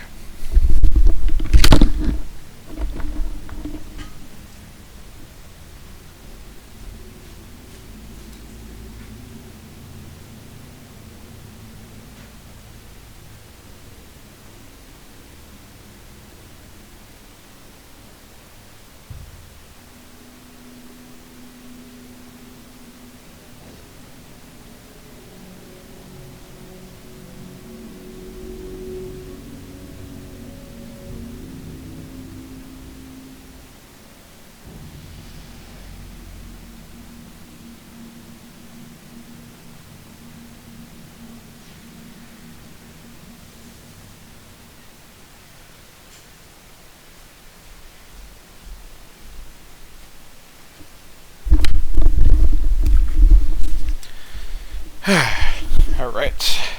I'm gonna have a quick snack as well before the adventure continues. Probably safest to snack when I'm not in any danger. I mean, all of you are in danger of falling in love with my gorgeous character here. Alright. Time for some more chips.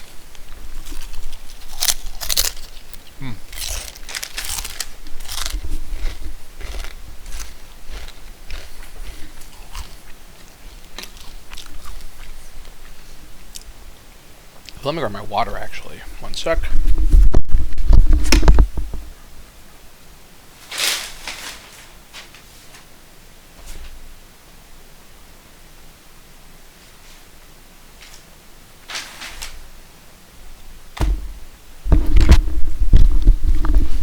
Okay.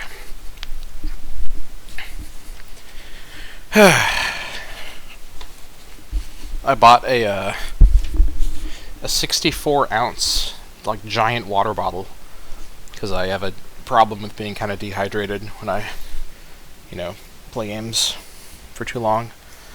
So I am trying to become more of a hydrated individual. Sorry, I'm just making some room on my desk for this thing. If I wanted to really go crazy, I'd fill this thing with coffee. Stay awake for 5 days.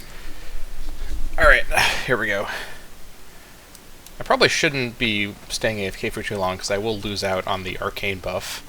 Oh well, that's fine. It's just random whether people will give that to me or not, so can't rely on it too heavily. Actually, where am I going? I need to talk to this lady. In favor of darkness. Oh, she's in Brill. Okay, so we just need to go to Brill. Well, okay, that's easy enough to remember.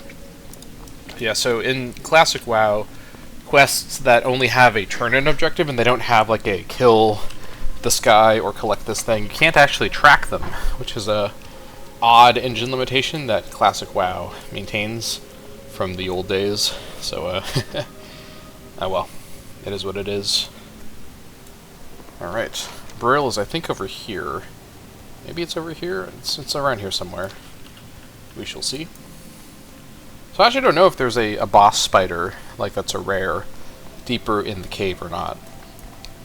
I'm half tempted to go in there and like look, but I think that's probably a bad idea, so we're just gonna say goodbye to Death Knell and pass through the sort of anachronistic orcish style barricade. I guess this is also not just orcish style, it's kind of a race neutral fence situation.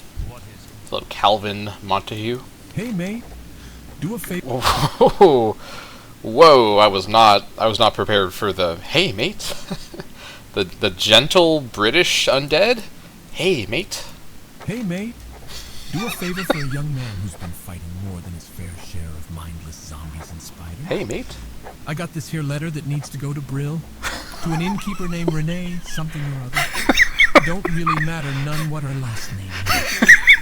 Anyway, it's a nice, cozy little place full of victims of the plague, trying to make their way in the world. And it'd be a great spot for you to rest too if the need arises. You should check it out. You do, and I'll pay you well. What an interesting voice performance by the computer from this guy. I'm listening. That's the voice the computer used to generate that amazing. Okay, I don't know what to make of that, but all right, sure, if you say so, game. Yeah, so out here we've got dark hounds wandering around. We've got creatures all about, so we need to be on the lookout for dangerous animals. Alright, here we are in Tirisfal Glades, a haunted forest. What have we here? You look like a fledgling adventurer. If you hope to prove yourself to the Dark Lady, you need to learn the ways of the Forsaken. To the west, you'll find a farm. Humans infest the land like mold on a rotting corpse. And worse yet, the Scarlet Crusade patrols nearby from their tower. Teach those scum a lesson and steal 10 of their precious pumpkins. Once you have 10, take them to Apothecary Johann in Brill. Alright, I'm gonna chance it that I can do this quest before going to Brill first. I think that should be fine. Wait, hold on. I need to learn to read this better. To the west, just north of Death Knell. So I think it's over here. Yeah, there's that tower. Alright, let's try not to pull all the dogs if we can. Is this as far out as I can zoom? Really? Oh no. How do people raid in Classic WoW? This is so zoomed in for raiding. Okay. Level 6 guy over here. Okay, I don't like the look of this too much. The Soladin Farmstead. Or do these guys drop the pumpkins, or do I pick them up? Oh, I pick them up from the ground. Okay, I'm going to try to riskily skirt around here. This is not a safe way of doing this, but hyperspawns have got me feeling nervous. Okay, one good thing about this is that these items should be respawning pretty quickly, because there's other players about. This is a great opening animation, by the way, game. I appreciate you taking the time to not play me any animation at all. Is that a mistake? Like, what? No, I just don't have an animation. No animation for me, I guess. Alright. That's fine. I'm staying on my toes, you know. When you're opening something with such focus that you stand there completely motionless and just open it with your mind, that's what's happening here. Fine by me. Alright, so far so far so good, I mean. I'm a bit nervous that I'm running through like 100 hyperspawn areas of these farmers, but that's a bridge I'll cross when I get to it. If that is the case.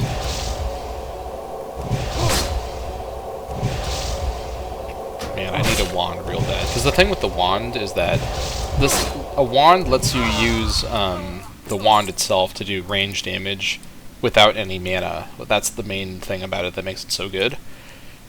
Is it's much better for your mana usage to have a wand be part of your rotation as a caster. Alright. Oh yeah, so there's the Zeppelin. So the Zeppelin is in Classic WoW, that's what I thought. And I assume it goes straight to Ogremar. I don't know where else it would go. Alright, so we can get to Ogremar fairly easily, which is good, as I think we may need to get... well, if we want to get other kinds of weapon training, we probably have to do it there. I don't even know what other kinds of weapons we could learn as a Forsaken, but... honestly, we're likely going to have to go over to Kalimdor sooner or later. There's a fair bit of questing to be done, obviously in the starting zone, Tirisfal Glades, and in Silverpine Forest to the south there's a little bit, and maybe a bit in Hillsbrad, but there's not a lot of Horde quests to be found in Eastern Kingdoms beyond that, so we're going to eventually have to bite the bullet and go over to Kalimdor for most of the game, to be honest. I kind of want to stay in these undead areas as best I can. Also, are there just not spawns on the farm? Like, this is... oh, that's a troll warrior. An ended pre... wow, these guys came from Ogremar. Okay. I don't know why you'd come from Durotar to Tirisfal. I don't know what circumstance would lead someone to decide to do that, but alright, well, welcome to Lordaeron, boys. Yeah, make yourselves comfortable, I guess. Interesting stuff.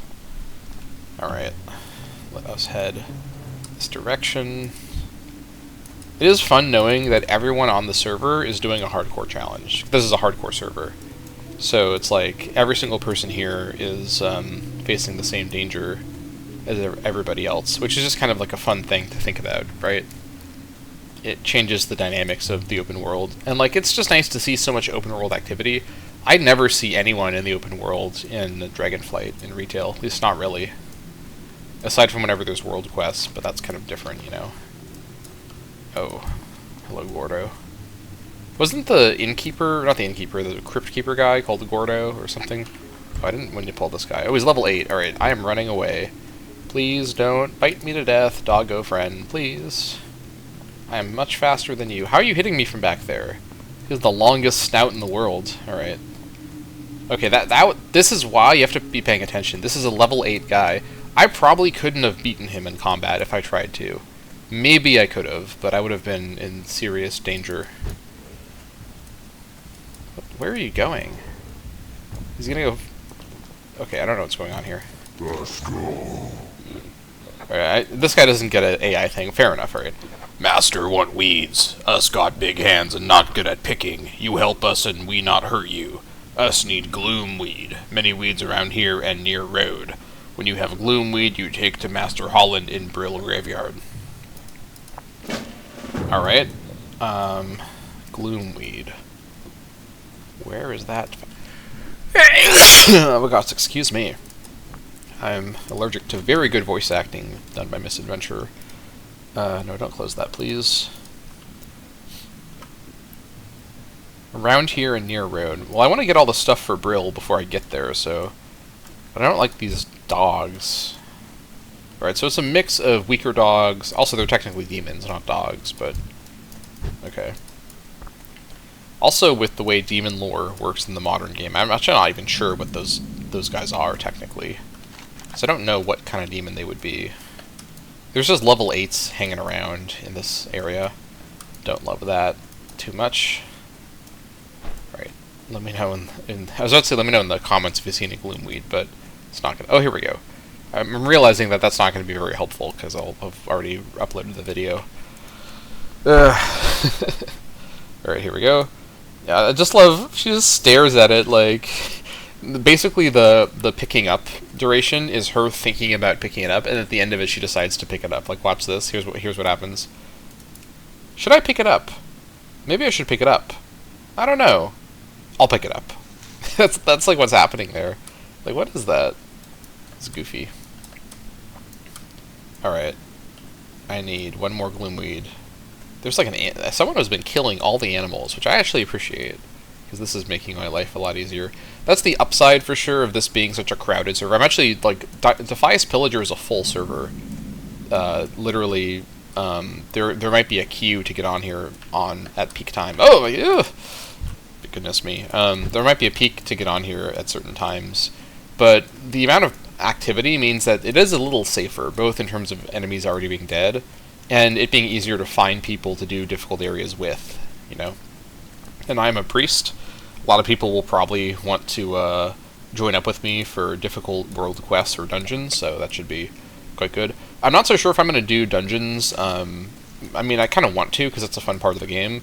But in a dungeon scenario, you often, if one of the 5 people in your group makes a mistake, it can kill everybody. So that's kind of what's risky about it. There's a lot of trust involved in doing dungeons. Okay, so there's actually people living in this house for some reason. So let's see what they have to say. It's a tailoring couple. Pleased to make you acquaintance. May I help you? Alright. What do you require? Well, I can sell some of this stuff here. I think I will probably sell the staff, honestly. I'd rather have the 30 copper than keep the staff for future usage. Sell that, sell that, sell that. Keeping all this stuff. I'll put it in this order here. Alright, looking good. I could buy some level 5 cloth armor, but I don't really think I need to. I'm going to probably get quest armor, or like armor Oh, from quests, I mean. Should be fine. Any quests around here, by the way? I think I might get a quest in Brill to come back here, to be fully honest. Yeah, there's some, like, higher level guys, like level 6 and 7. Killing guys around here. You can see the B in Brill. It's right over here. So let's cross this bridge. So yeah, I said earlier we're going to cross the bridge when we got to it, and here we've gotten to the bridge. We're crossing it now. Hey. Alright, also, let's not do the thing that every streamer of WoW Hardcore does whenever they play Forsaken, which is for some reason running to the entrance of the Plaguelands and not noticing, and then running into the Plaguelands as a low level. If you don't know, so Tearsfall Glades, here I am in Tearsfall Glades up here. This is a starting zone for level 1 to 10. The Plaguelands is like a max level zone. Like I think Western Plaguelands is it's like 53 to 55 or 56 or something, and Eastern Plaguelands is even more dangerous. So there's no reason on Earth to ever come to the Western Plaguelands until I'm a very high level, and even then, it's still not a great place to be. It's very dangerous. So a lot of newer players playing Forsaken wander into the Western Plaguelands by accident, and then they just get instantly killed by a very high level zombie. So we gotta be weary, to be sure. Right, more quests along the way. Hello there, Deathguard Dillinger. Alright, we have reached Brill. Very nice. What are you looking for? Oh, he actually gives me directions as well. A putrid task. Scourge. Oh, he said that word with maximal spite in his like tone. Scourge. What are you looking for? What are you looking for? Scourge. Have trickled into Tirisfal Glades and have infested the area west of Brill near the old bridge. Go there and beat back the rotting dead and ravaged corpses you find. Scatter their bones and bring back their putrid claws, and the Death Guards will reward you. Alright. I actually am going to go back and do that quest now, because I just turned it into him, so we're getting a lot of quests along the way to Brill, which is kind of fun. So might as well go do this now, honestly. Should be pretty straightforward. A putrid task. Just need 7 putrid claws. Hopefully the drop rate's not too low. Again, I don't really remember things like drop rates for the Forsaken zones super well. Obviously I am a bit more experienced more recently with the Dwarf and Gnome starting zone, Mulgore as well, the Tarn starting zone, and not so much the Forsaken starting zone, and the Human starting zone, because of course. Alright. Where can we find some zombie action? Not there. Perhaps over here? Over here. Whew, here we go.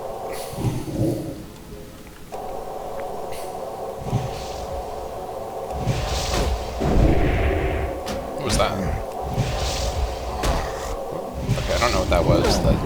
Why did I use Shadow Word Pain again? I need to remember Shadow Word Pain doesn't have a, ooh, hold on. Hold that thought. This is a whoa. This is better than the staff I got from that quest. Oh my god. Am I... I can't use it though is the problem. It's a staff. I can't use it. God dang it. That's really annoying. Alright, whatever. It's not meant to be. I'm not playing a mage. I'm not playing a warlock. Stabs are not on the cards, I guess. Oh well.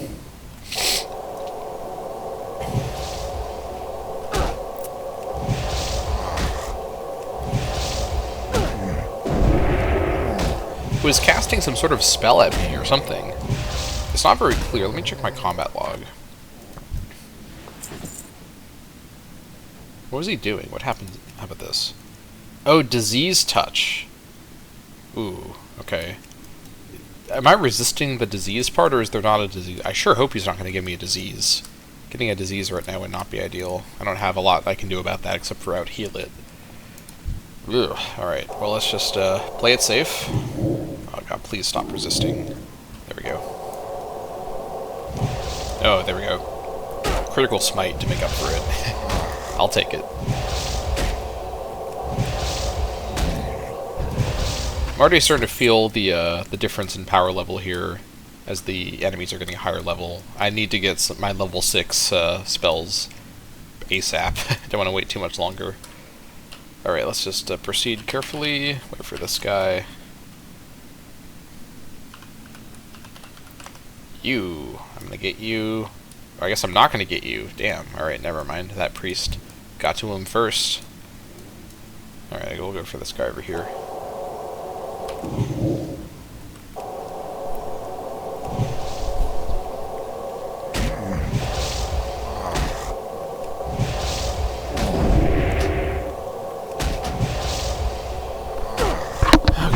Definitely taking some more health damage now compared to before, but we're still fine. Alright. You can see the Undercity ruins, or I guess the ruins of Capital City or Lordaeron up ahead. This is a fun part about the lore that is kind of weird. The city that Undercity is underneath is called, technically speaking, Capital City, or Lordaeron, which is also the name of the region. So early WoW lore had some weird, confusing things with like the names of regions and cities and whatnot. For example, Azeroth is both the name of the continent I'm on, or I guess the southern part of the continent that I'm on, and also the name of the planet, so that's confusing as well. In fact, I wonder actually if I zoom out. Yeah, okay, here it's called Eastern Kingdoms, but the southern section is called like the Kingdom of Azeroth or something like that, like down here. At least in the lore it is at this time. If you watch the trailer for the original World of Warcraft, like the trailer from 2004, when they show the map, the Eastern Kingdoms is actually labeled Azeroth, so they changed it pretty late in development for WoW. And I don't even think they changed it consistently. I think some people refer to the human kingdom of Southern Eastern Kingdoms as Azeroth, so who knows, honestly. But so the city over there, or the ruins of it, is called, I think in this version of the game, the Ruins of Lordaeron. But Lordaeron's also the name of like this entire area, like this region is called Lordaeron. So who knows? Honestly, it's just a kind of a weird situation overall. Alright, I feel like I'm in Hyperspawn Town over here, but I'm gonna risk it for the biscuit. Drink some water while I pull. Alright, he's got some disease thing. So far, we're fine.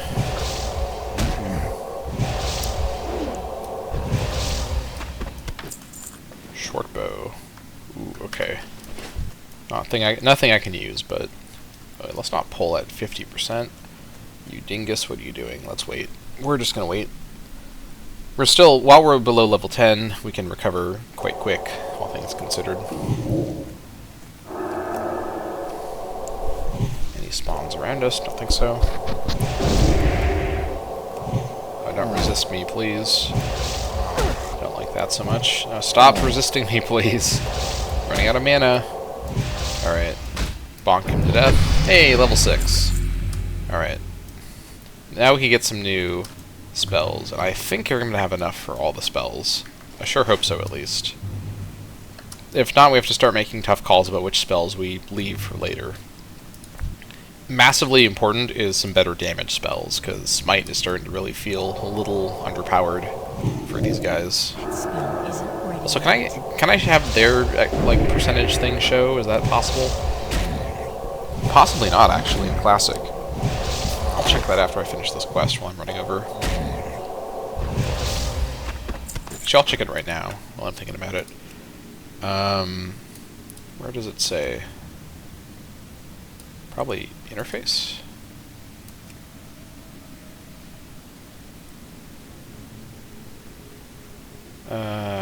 No. Combat.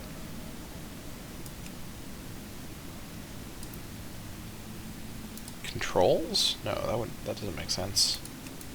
I think it'd be combat, right?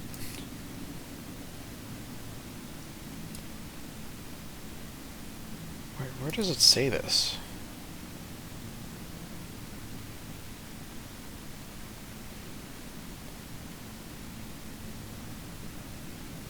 Oh, here it is. Does it just not show for enemies? It shows for me, but not for enemies. Okay. That's pretty odd, but I guess it's fine. In fact, can I... Oh, yes, that's a relief.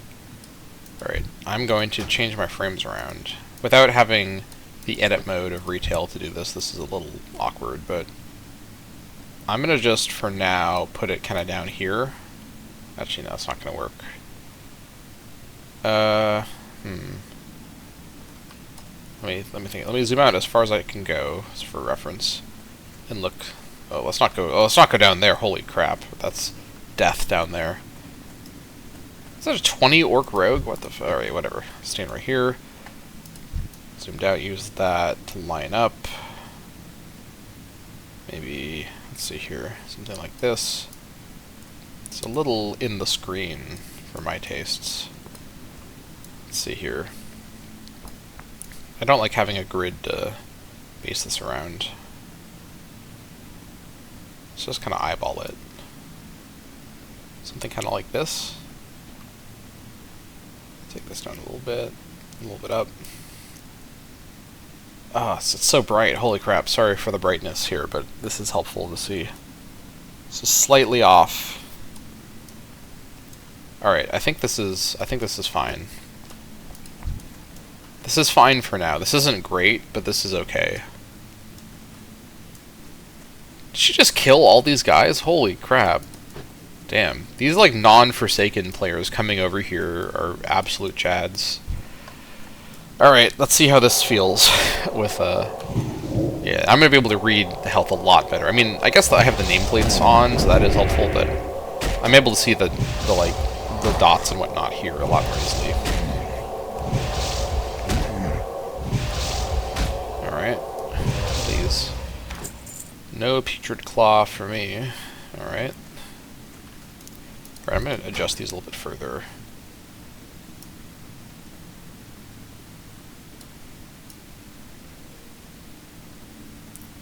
I should just get a weak aura, honestly. That's probably the way to do it.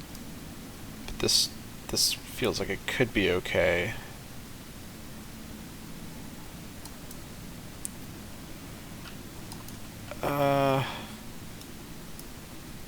It's just so sticky.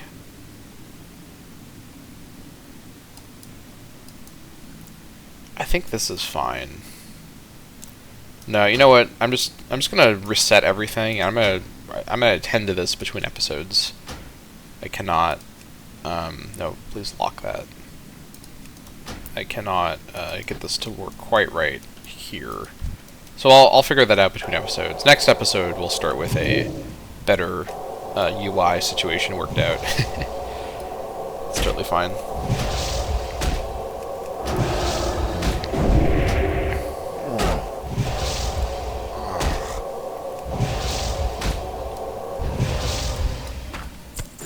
There we go. Alright, now we can safely return. Any more quests that are going to interrupt our travel to Brill? There's the tower, by the way, to Orgrimmar. The tower to the Zeppelin to Orgrimmar, I should say, to be technically accurate. Alright, let us auto-run our way to quest completion.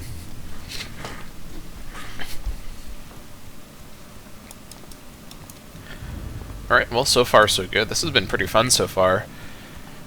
I do feel a lot more confident having all that healing as a priest. I think that's quite nice to have from the start. Alright, here we go. What are you looking for?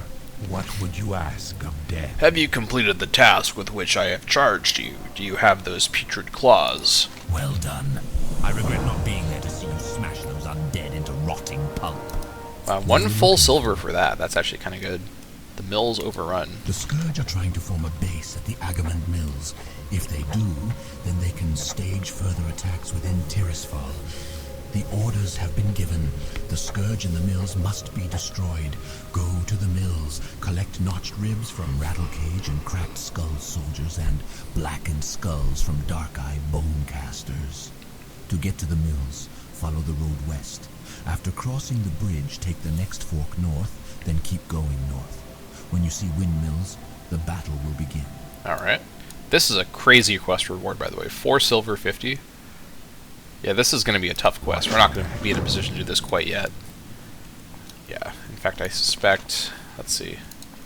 Actually, it is yellow for us, so we are at level to do it, so we'll get to that in a bit. But first, let us come to this giant graveyard and talk to this guy.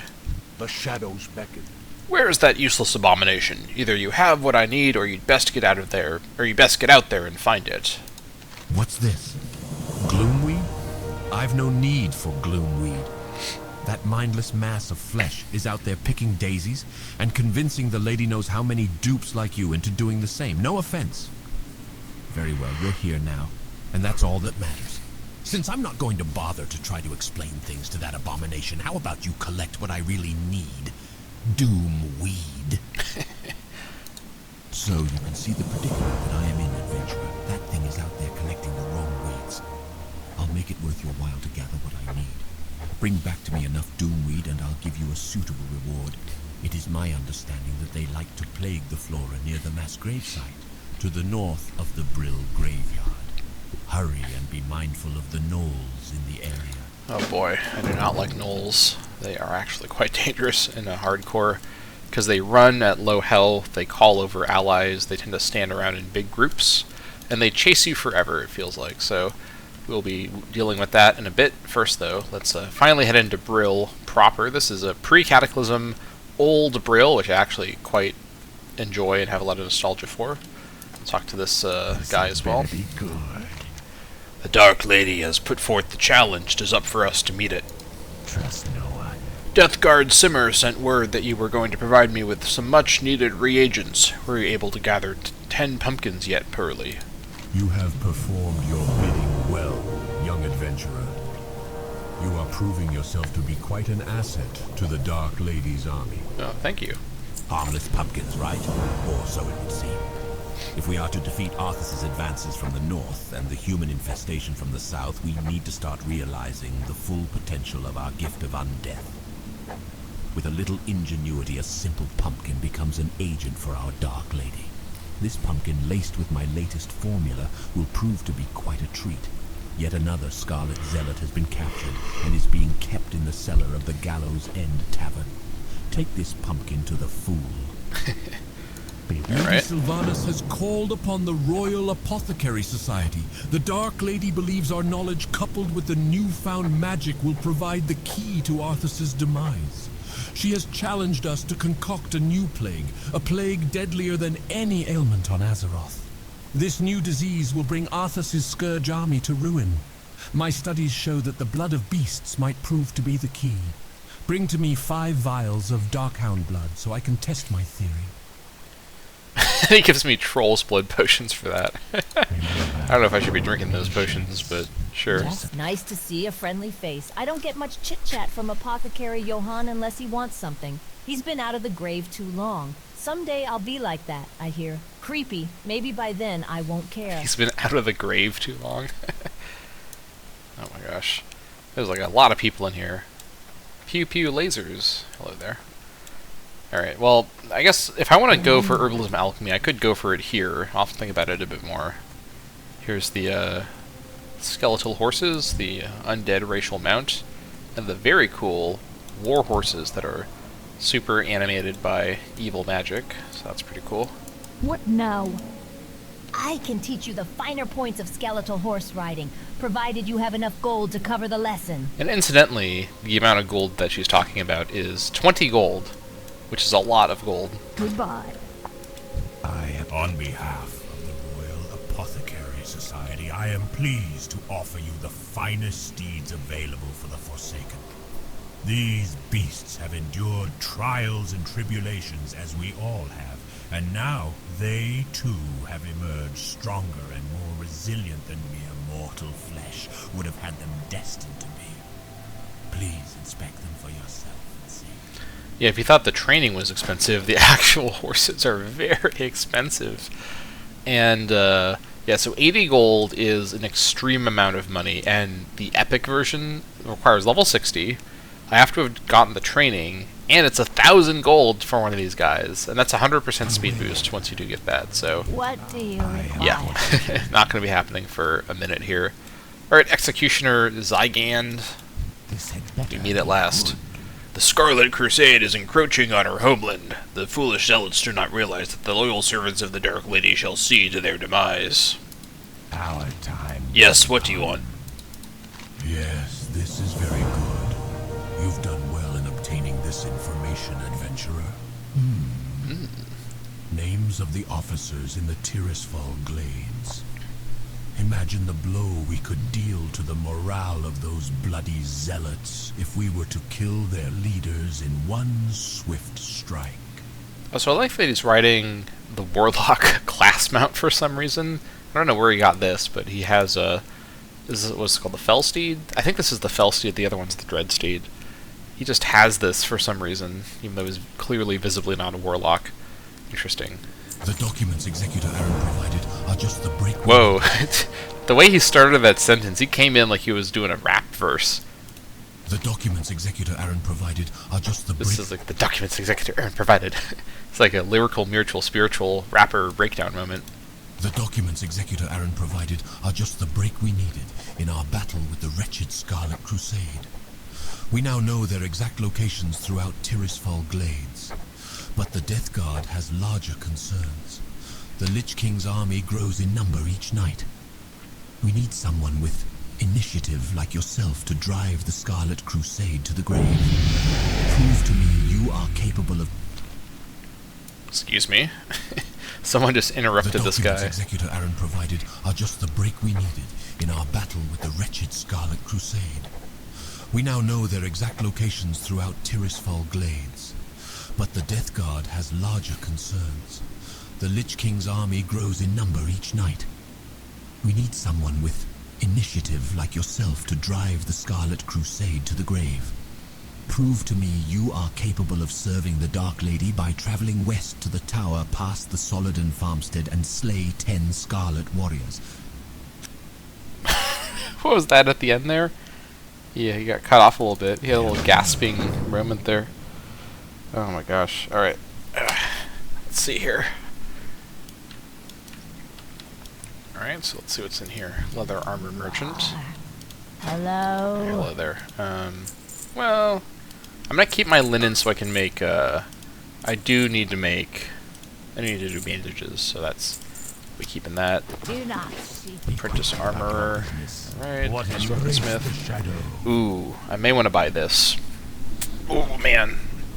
I may want to buy that. I don't know what my chances are at a quest weapon. Actually, I do know what my chances are. Let me look at my quests. One of these gave me... Which one was it?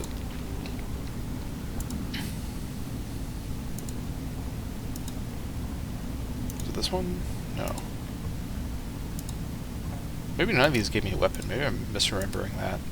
I think I literally just imagined that. Okay, let me come back to this guy in a minute if I don't need my money for my spells, which I think I might end up needing.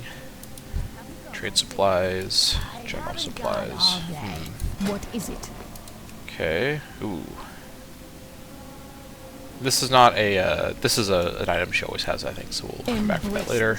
I do want to learn cooking for sure. That's no doubt about that. Let me look around here and see if there's any shady characters off to the side. That'd be a rather forsaken thing to be happening.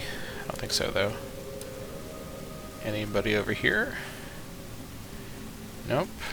Not that I can see. I guess there's a supplies lady down here for some reason. I'm listening. Alchemy, herbalism supplies. Trust no one. Alright, well, let's head back in and check out... let's head into the inn, I guess. Definitely want to set our Hearthstone to here. That's a sure bet.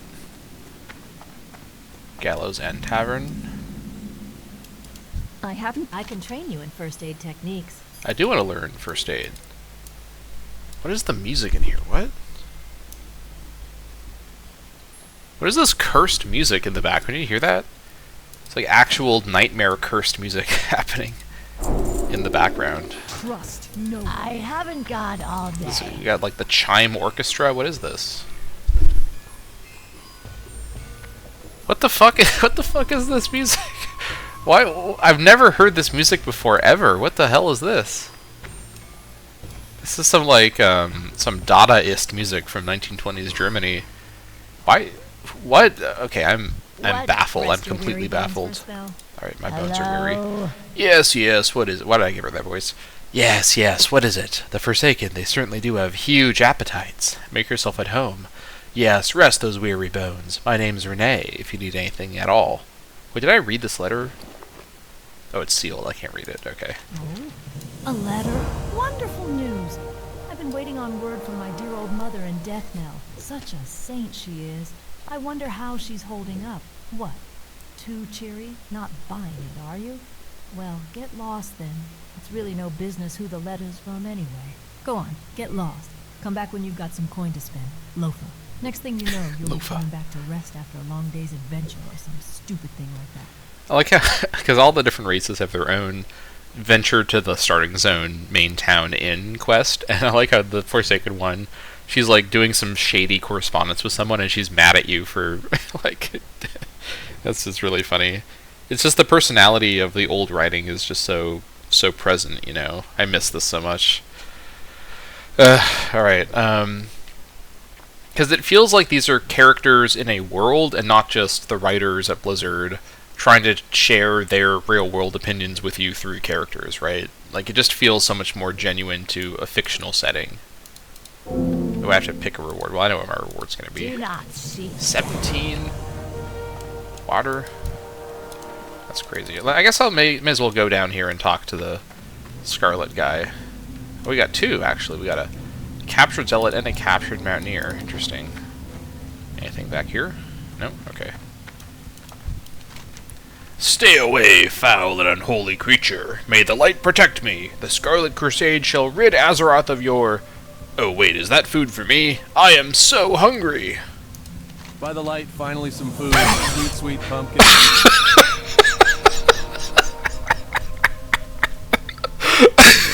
Excuse me, can I hear that again? By the light, finally some food. Sweet, sweet pumpkin. Sweet, sweet pumpkin. Oh no. What did they do to you? Oh man. I think this guy's already been, like, severely poisoned in the brain with that voice delivery. I don't feel right.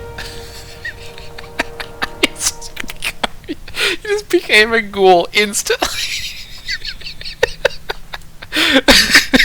Snow build up. I don't feel right. Pop! He's just a ghoul all of a sudden with the wrappings and everything. What do you think about this captured mountaineer? Do you have an opinion on? Oh, it's just turned back into a... Okay, I'm gonna lose it if I'm down here for much longer. I'm running out of here. Oh my gosh, that was really funny. The completely, like, sterile computer voice performance, and then him becoming a ghoul instantly, and then dying and becoming a human. I couldn't ask for a funnier. And what is this music? It's like actually unnerving. Like, I don't understand what this music is. What is this? It's so weird. What the hell is this? Okay, I've literally never in my life heard this track in WoW ever before. That's what's so weird about it too. It's just completely throwing me off. What can this insignificant servant do for you, adventurer? Training, perhaps?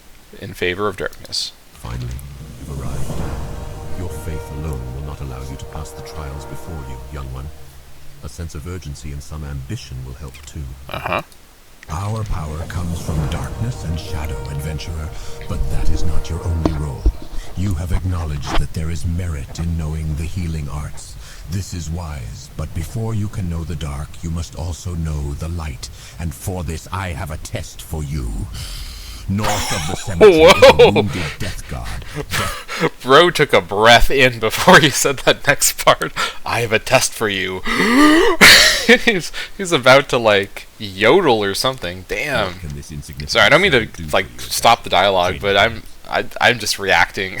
I can't deal with this AI. I don't understand why the AI voiceover chooses to do that. I don't understand, like, what in the dialogue that's written there leads to it having that noise happen. Okay. Our power comes from darkness and shadow. I'm still thinking about the guy in the basement. That is not your only role. I don't feel so well. That there is merit in Here we go. The healing the breath. Here comes the breath. This is wise, but before you can know the dark, you must also know the light. And for this, I have a test for you. North of the cemetery is a wounded death god Kel. He has protected us from gnolls for some time and needs healing, but you must also fortify his body before he can return to duty. Do both with your spells, and then return to me. See, look at this. class quests that have you use class abilities. Blizzard, you did this like 15, 16 years ago. Why can't you do it anymore? I know you did it in Legion again, and you did it in the Heritage quest for races, but like, come on. It's you know how to do this. This is such good class fantasy. How come this is just not part of the game more? Also, whoa. 1 spirit for that? That's crazy. Okay. Spirits are a really important stat for healers, because it increases mana, health and mana regeneration, but mainly it's the mana regeneration. That's crazy. Alright, we definitely want to do that. So this sounds pretty straightforward. I think we can just go do this right now, actually, because I want to get the thing. Let's see here. North of the cemetery. Okay, I don't know how much he's in the null, situation, but if I could, like, do this and not aggro all the gnolls, we're going to be okay. I know I should probably have bought all my spells before I ran off to go do this, but I kind of want to do this and come back and then buy my spells. I may be making a catastrophic error of judgment, but I don't know. I think we're going to be okay. I hope we're going to be okay. We shall see if we're going to be okay. Oh man, just when I thought that the AI was doing the undead voices pretty well, it hits me with the deep breath. Wait, he's just right here? What do you mean he's in the Knoll area? He's like 500 meters away from the Knoll area. Alright, well, healing rank 2, and then power word fortitude. There we go. Easy enough. Thank you, priestess. Now I can take on these gnolls and, with your power to back me. Oh wait, don't actually charge in there. I can't hit you much further. I have to, okay. Fortunately, he just disappears from existence. I don't actually have to follow him and heal him. That would be a little alarming. If who the fuck? Who is this? Level 11? Oh, does this guy live in this building? Oh my gosh, I don't really want to. Is this guy normally here? Is this a rare? What is this? Why is there a level 11 guy in this town? This seems like a little dangerous. Well, alright, I'm just gonna run over all the graves. Who cares? I mean, I'm literally from a grave, so I'm allowed. It's like I've got the pass. I've got the death respect pass. I'm allowed to not do it. It's okay when I do it. What now? Is this a quest here? Oh my gosh, it is. It's just not even marked. Whoa, I'm glad I checked this, because I would not have noticed that. Wanted Megadai. Wanted Megadai. A foul beast, even by Knoll standards, Megadai has been sentenced to death for his crimes against the Forsaken. This despicable villain has been stealing corpses for use by the Lich King's army. Megadai was last seen pillaging the lands near Garen's Haunt to the north of Brill. The town of Brill hereby offers a reward to the capable soul who can carry out the execution. Show Executor Zygand the villain's... Oh my gosh, why did that go away? Alright, whatever. We basically read the gist of it. So I was seeing in the general chat people trying to assemble a group for Megadai, so we will get to that ourselves later on. Mercy is for the weak. Alright, so just something we can sell from one of these, so it's perfectly fine. Alright, so now let's go back and, we just discovered the Brill Town Hall. Let's go back and turn in our quest and also buy some spells before we buy anything else. Also, let's go over to, here's first aid. Throw that over here. Let's make a couple bandages. I'm going to probably just use linen cloth whenever I get it to try and level up first aid.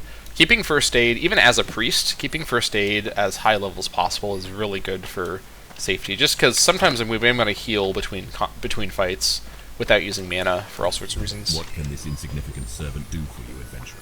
Training, perhaps? You have passed my test with ease. Good. Soon. Please stop doing that. What can this insignificant... You have passed my test with ease. Good. Soon you will be ready to take on more responsibility, and that road will lead to darker powers.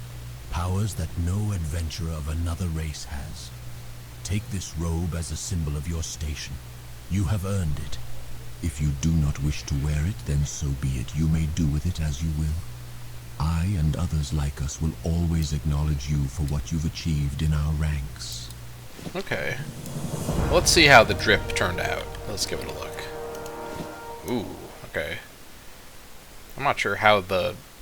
Okay. Well, it looks cool. It's got a nice kind of lilac color scheme. Quite nice. And we got some spirit from it. Very good.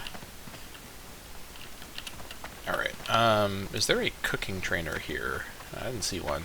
Undercity's really close by, so we can just go to Undercity for profession needs if it comes to that, thankfully. What is it? Alright, let's head on out. And let's see here. And, oh wait, what am I doing? Buy the spells! Buy the spells! Don't forget to buy the spells. I keep forgetting to buy the spells. Alright, back up we go. To this guy here. What can this insignificant Priestly servant do ways, for yada you? yada. Training, perhaps? Okay, Smite rank 2, this is critically important, and Power Word Shield, this is really good. We definitely have enough money for sure. Alright, so this is 25 to 31 holy damage as opposed to 15 to 20. And I think what I'm going to do is put this on Shift 6. God, this music is crazy. Whoa, whoa, whoa, whoa, whoa, whoa. Alright, Power Word Shield, 45 mana, 40 yard range, draw on the soul of the party member to shield them. Absorbs 34 damage over a 30-second period. While the shield is held, spellcasting is not interrupted. This is actually the best part about it, is that it blocks your spellcasting from being interrupted. I'm going to be power word shielding myself before anyone is hitting me in melee, so that my spells are not interrupted. This is actually a huge part of why Priest is so good in solo hardcore, because any caster has a big downside where your spell rotation is constantly knocked back by enemy attacks, and if multiple enemies are attacking you at the same time, each of their hits separately knocks it back. So you can really have your damage per second delayed by a lot by being a spellcaster, like being attacked in melee. So this completely protects us from that as long as the shield holds. So once it absorbs 4 damage, the shield breaks, and so obviously that it's not an infinite thing. Also, there's a 15-second debuff once we cast it on ourselves, or we can't cast it on ourselves again for 15 seconds. So worth noting, it does have its limitations, but this is a good thing to add in. Probably going to put that there, and we're going to put this here, I think. In fact, I'm going to switch these around, actually. I'm going to have my healing ones the default will be higher, and then, or no, the default will be lower, and then the shift will be higher, and then for this one here, I'll have the one that I want to use more often be, yeah, I think that's probably fine. And to some extent, I may not even need to do spell rank stuff. That's maybe a little beyond what is called for at the minute, but never a bad habit to maintain, for sure. Alright, let's go ahead and check out Brill Town Hall. What is it? Alright, Magister Severin. Let's see what he has to say to us. The mass graves, southwest of Garen's haunt to the north, were made to accommodate the impressive number of deaths Tirisfal suffered when the plague first came. The bodies in these graves have so far been spared an undeath, but the Scourge now send rot-hide gnolls to gather the corpses and use them to bolster their armies. This cannot be allowed. Your task is twofold. Slay the rot-hides at the mass grave and Garen's haunt, and gather from them the embalming ichor that gives them life. Alright, more Gnoll-related obligations. My favorite kind. Okay, so let's take stock of what our quests are at the minute. So Megadai obviously is a little too high level for us, so let's just throw this all on the thing. Okay, we can't do the Megadai one. And this is near Garen's haunt, so we'll keep an eye out for him. Alright, so the mill's overrun. That is the Eggman mill, so I think that's going to be kind of up in this area. Doomweed is, it looks like, near the mass gravesite. So this is in that knoll area north of Brill. So that one is kind of like up here where we saw those knolls. And then obviously Grave Robbers is also up there with the knolls, so at the same spot. This one here is Soledad Farmstead. So this one is actually at that tower past the pumpkin farm. So this one's kind of over here. And then this one, we already talked about this one. And then Megadai is Garen's Haunt. So I think what's going on is Garen's Haunt is like, so there's this knoll area and then there's Garen's Haunt north of it. So that's the basic layout of these quests we've got to deal with right now. But I do think this is going to be a pretty natural stopping point for the first episode of the Pearly playthrough. I think this has gone... this has not gone poorly, as one might say, or Pearly. But this has actually gone quite well. I think this has been really fun. Hopefully all of you are enjoying it. I'm enjoying myself a lot. This is such a different style of play from either Imperator Rome or Retail WoW, so I'm really liking that quite a bit. Got a friend over here. But yeah, this has been really fun. I hope you all join me for the next episode of the Pearly playthrough. As I have said in the description down below, I don't have a set release schedule for this particular project. I'm just going to kind of make these whenever I feel like it, especially for something that's as stressful as a hardcore playthrough. I don't want to overwhelm myself or burn myself out on just making more of these episodes when I feel like I have to, just because they're a long-form kind of episode. Maybe, you know, it's not as much work to edit them, because I'm not going to edit them probably at all, but actually recording them is stressful, to be sure. So, with that noted, I guess I will see you just whenever I next have the next episode ready to go. But until then, thank you all so much for watching. Let me know in the comments what your favorite part of this episode was, and if you have any tips and tricks for a newly raised undead priest to perhaps get the edge up over the world around her in the competition in the days ahead. So let me know in the comments if you have got some suggestions and whatnot. I'm always very open to those. Either way, thank you all so much for watching, and I'll see you all next time.